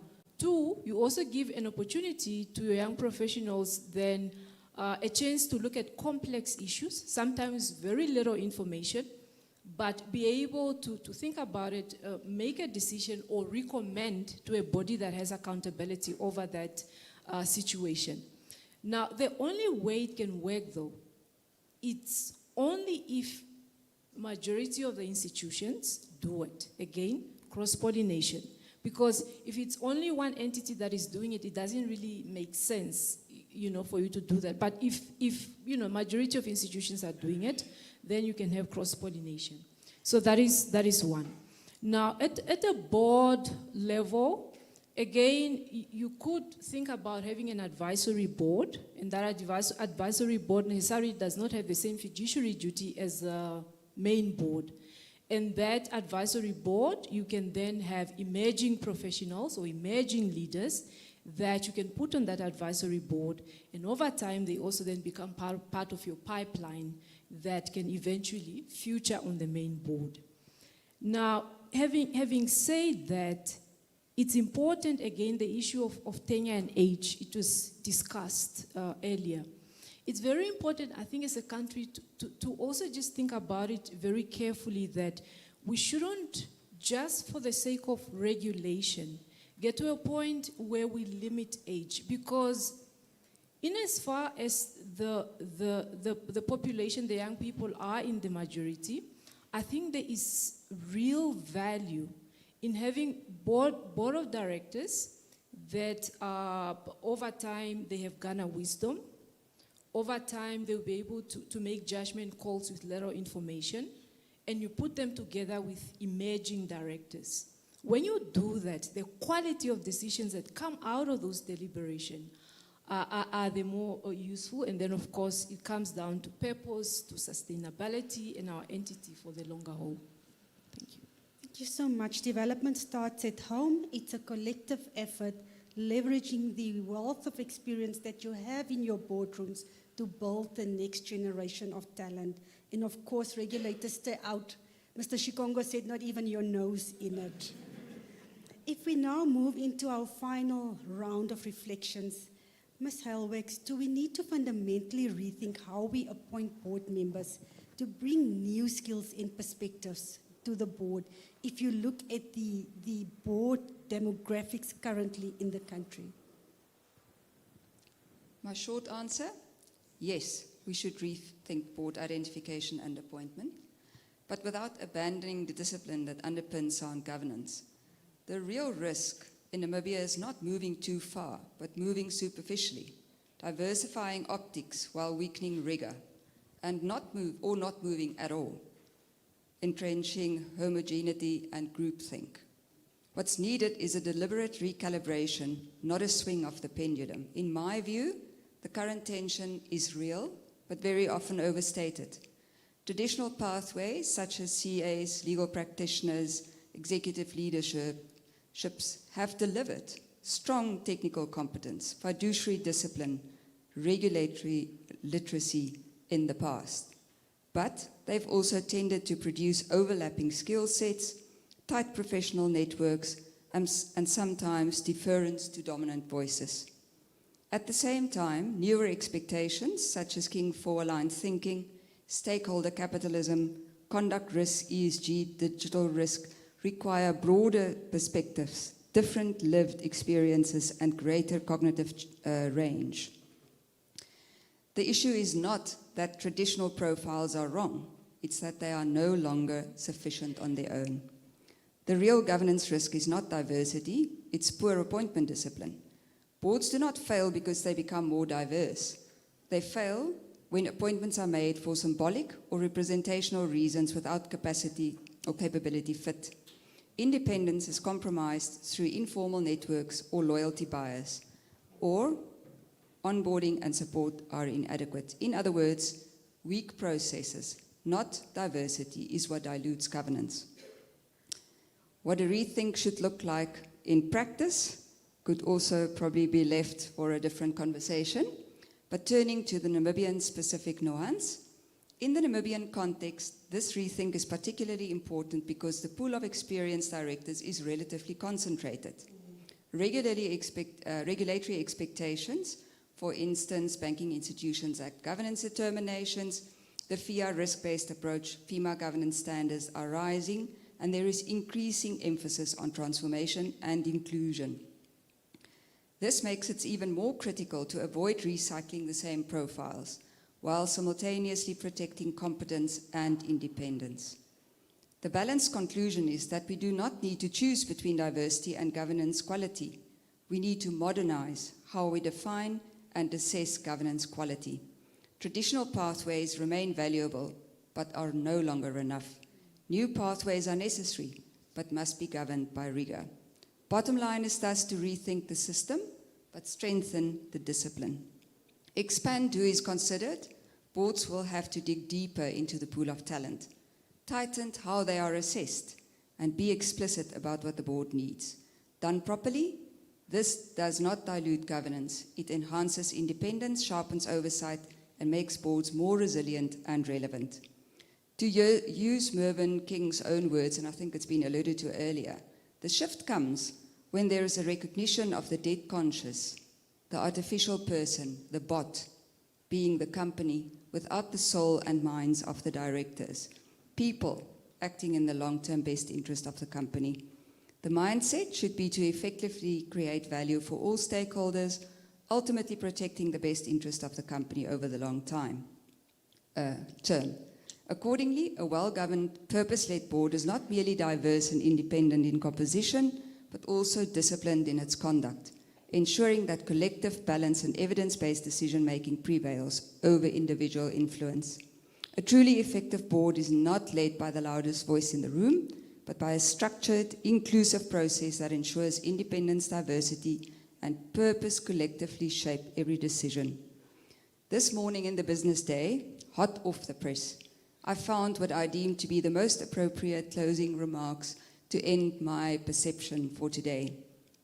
It reads, in the boardroom, experience will need to be complemented with a balanced mix of viewpoints, including younger generations and multidisciplinary skill sets. Without these, boards will be limited in their ability to navigate arguably the most systemically exposed period business has faced yet. Quite daunting, I thought. Such uncertainty will hasten the sell-by dates of those of today's directors who cannot adapt. The cost of failure will erode profits and shareholder value. Fiduciary duty recognizes that long-term business value depends on the maintenance of social and environmental value. The next generation of investors and consumers will be judging boards on this. Thank you so much, Ms. Helweg, speaking to the heart of the regulators in the room. And you highlighted the importance between the balance between experience and renewal is critical. Ms. Horn, if we can turn to you, how do we ensure that boards are not only experienced for today's challenges, but are future fit? And how do we take a more proactive approach to prepare them with some intention and speed? Thank you. Thank you. Yes, experience is valuable. So scenario thinking. And again, if we are working deliberately on developing a new talent pool, maybe we could get some accreditation for those kind of trainings to help mitigate the years of experience lacking when we're appointing or we can't find experienced directors. One thing I did learn recently, adult education happens better in group scenarios. Adults internalize concepts better when they are debating issues amongst each other rather than classroom training. Practically, the leading boards have learning days, at least once a year, if not more, where a topic expert comes to inform the board and maybe deep delve in specific issues. The point is not to make the board member an expert in the topic. The point is to broaden their strategic lens. if, as a board member, if you bring your experience, you were appointed to that position because of your experience, so you have to bring that experience to the table. But you must also bring your curiosity to the table and not the one that killed the cat. And as always, bring adaptability. You have to change to the new ways of doing things together with your experience. Thank you so much. The importance again of experience coming through and adaptability, and then speaking to Prof in terms of continuous development, and then the importance of systems thinking. Ms. Nailenge, in your closing reflections, we have various members of boards in the room and online. What is the single most important shift boards must make to remain credible and trusted? Thank you. I think from the earlier presentations in the morning, we have seen that the demands being put on entities, on boards, are becoming very enormous. And the demands are coming from different quarters. Either it's consumer of the services that we give to corporation, to entities. They are now demanding transparency, whether it's the society that we operate in. The society is questioning us, is questioning our bottom line numbers. Society is questioning us against the realities that are Namibia. And I think the other issue again, which was raised around regulators, the regulators are also closing in. The nose is already there. Maybe the hand is also approaching. Again, technology was also mentioned, and obviously social media and the hype around connectivity and what that means for business. It therefore means that it requires directors to have a shift, and that shift is for the directors to be attuned to the realities and the demands that are before us. Ignoring the demands or downplaying what is before us, I don't think necessarily will allow us to be able to function effectively. But I think we need to be attuned to recognize those demands and be able to raise to the occasion as to how we should problem solve for those demands, but at the same time without necessarily compromising the purpose of the entities that we're presiding over. Because before anything else, the most important thing is that even from a financial sustainability point of view, and entities must be profitable, they must be sustainable for us to be able to have a stable financial system. And for us to be able to do all the other beautiful things around the challenges that our society is facing, the most important thing is that the entities that we are presiding over, they must be financially sustainable and profitable. Thank you. The bankers affirming what you've said, or the financial sector. Thank you so much, Ms. Nailenge, again affirming the need for a paradigm shift. Mr. Shikongo, if you can close the session for us by sharing your aspirations, and you may give everyone a bit of homework, no freebies here. If we were to reconvene here in 3 years' time, what do you want success for in terms of governance to look like for Namibia? And what is it that we must begin to do differently today to achieve that? Thank you. I think I'm going to look at the outcome rather than what it should look like is when we sit here again in 2 or 3 or 5 years' time, we should have demonstrable, and tangible contributions to the economy and the society. And we mustn't just be saying that, especially from the society perspective. The society must feel those contributions. If they don't feel it, it's no good. It's like inflation. Sometimes we say it's like this, but the society doesn't feel it.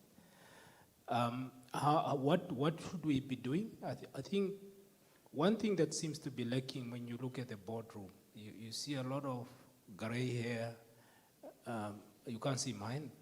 Mr. Munguta is wearing a hat also, you can't see his. But I seriously think we must look at the youth. We must not be afraid to take the risk with the youth. Because when the youth come and sit and they really feel comfortable, it's amazing how they're going to unlock opportunities and also remove the blind spots that we do not see. So we must have another, and again, I'm taking off my hat for having arranged for this seminar. I think that's another way of actually getting there. I think we must continue having these seminars. Thank you so much. That's your homework. Thank you so much, Mr. Shikongo. Speaking to what Prof said, tangible contribution to society that we all agree on and can measure when we come back in 3 years' time. And then again, the importance of leverage our strategic asset, the youth. Thank you for those powerful reflections and for taking us into your boardrooms. If there's one message that stands out for me, governance is not static, and there's a paradigm shift that needs to happen for us to continuously evolve to meet the demanding needs. The strength of our financial system will depend not only on the rules, yes, they are important, they have a role to play, but more importantly, the judgment, the independence, and the diversity of thought we exercise in our boardrooms, and that cannot be regulated. These are not interchangeable, they are mutually reinforcing. One cannot be substituted for the other. With that, ladies and gentlemen, we bring this conversation to an end. Back to you, Director of Proceedings.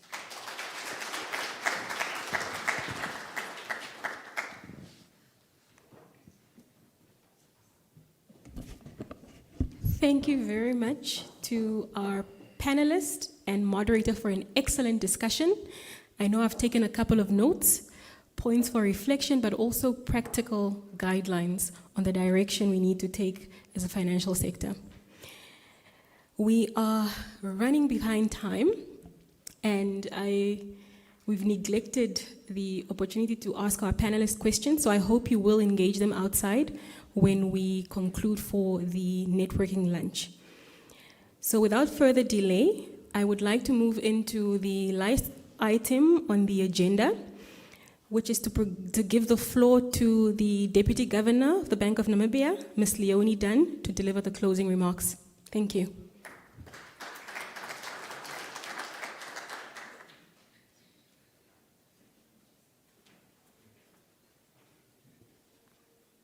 Good afternoon, everyone, and I'm standing on protocol already well established today. If I dare to veer from the formal closing remarks, I'll be in trouble. If I had my way, I would have said, thank you very much, we've got a lot of homework to do, let's go and put pencil to the paper and get it done. But allow me to observe what I'm supposed to be doing. Thank you very much.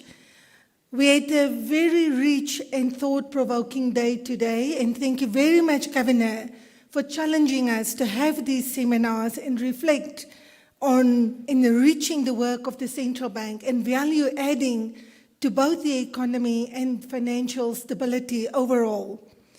To the team in the room, Anshua, your team, we've got a lot of work to do when it comes to BIT 1. So we're going to pull under the new leadership in the Banking Supervision Department.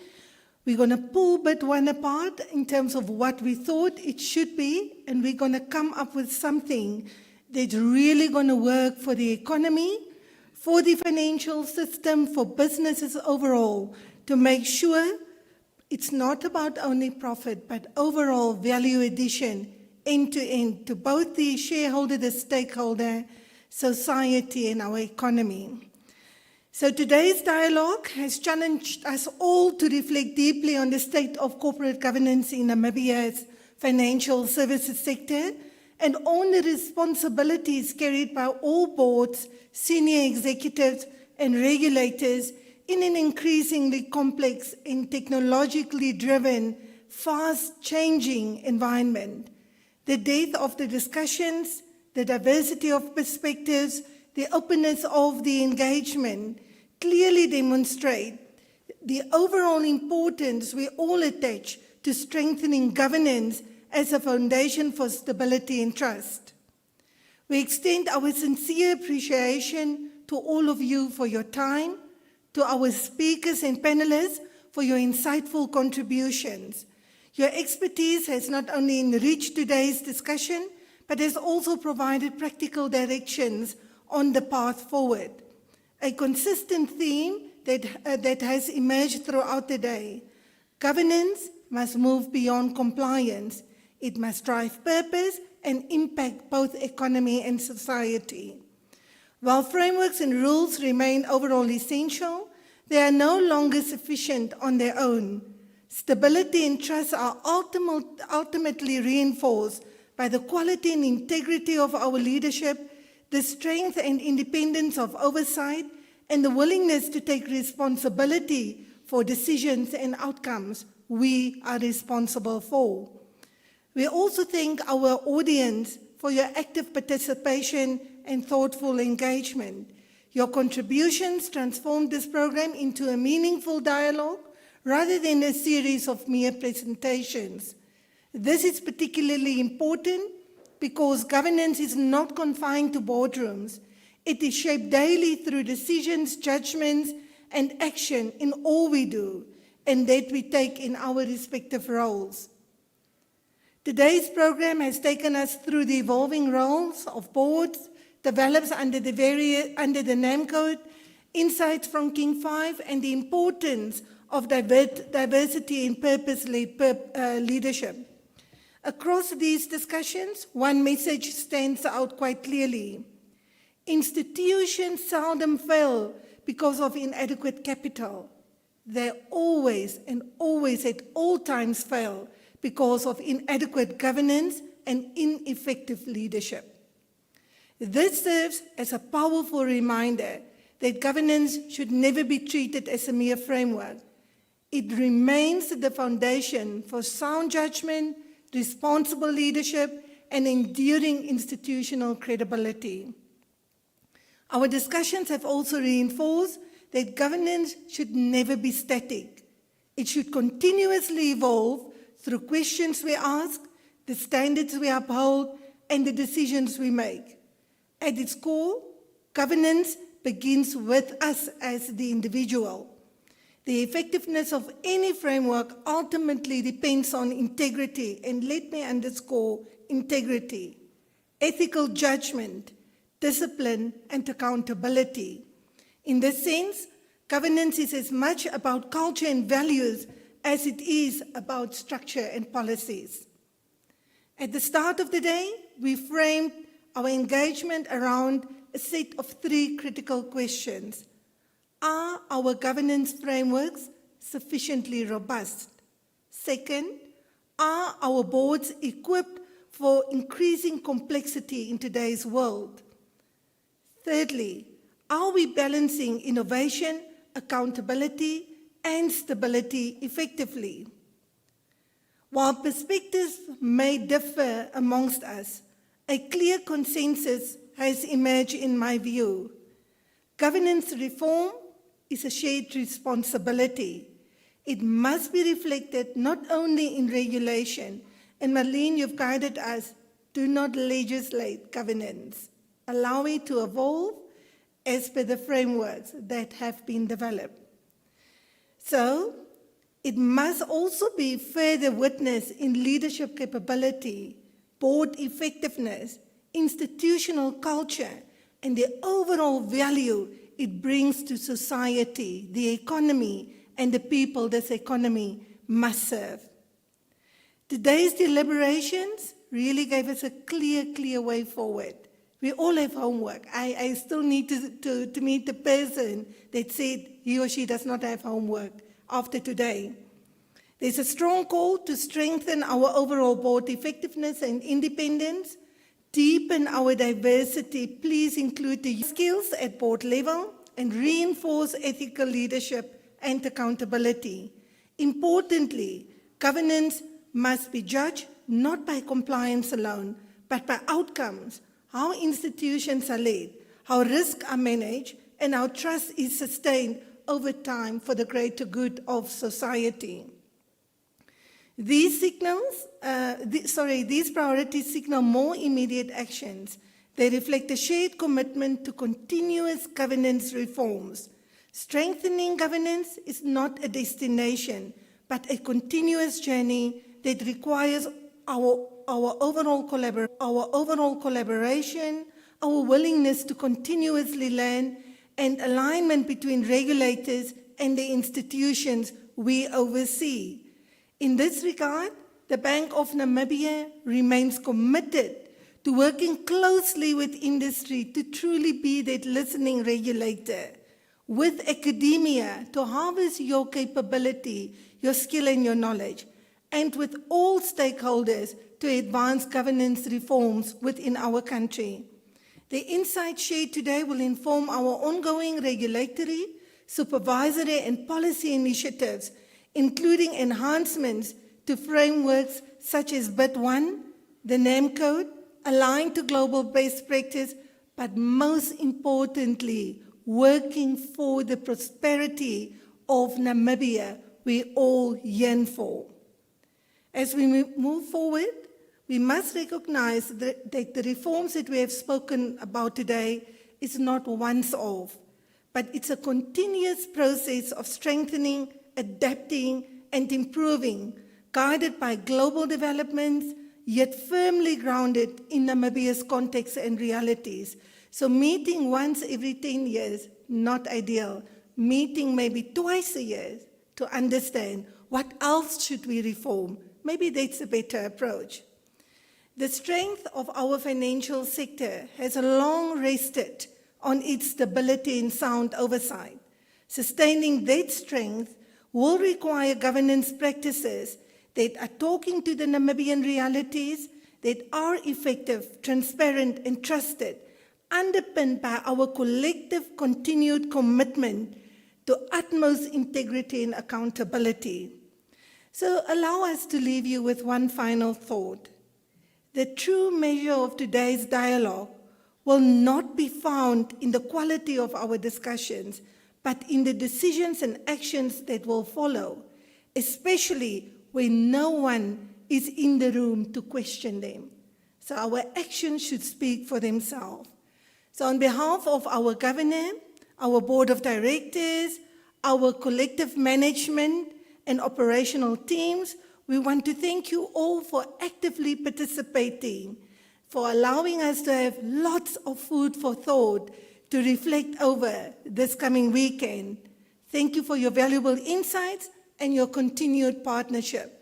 Together, we can create the prosperity our Namibia so rightfully deserves. We thank you very much.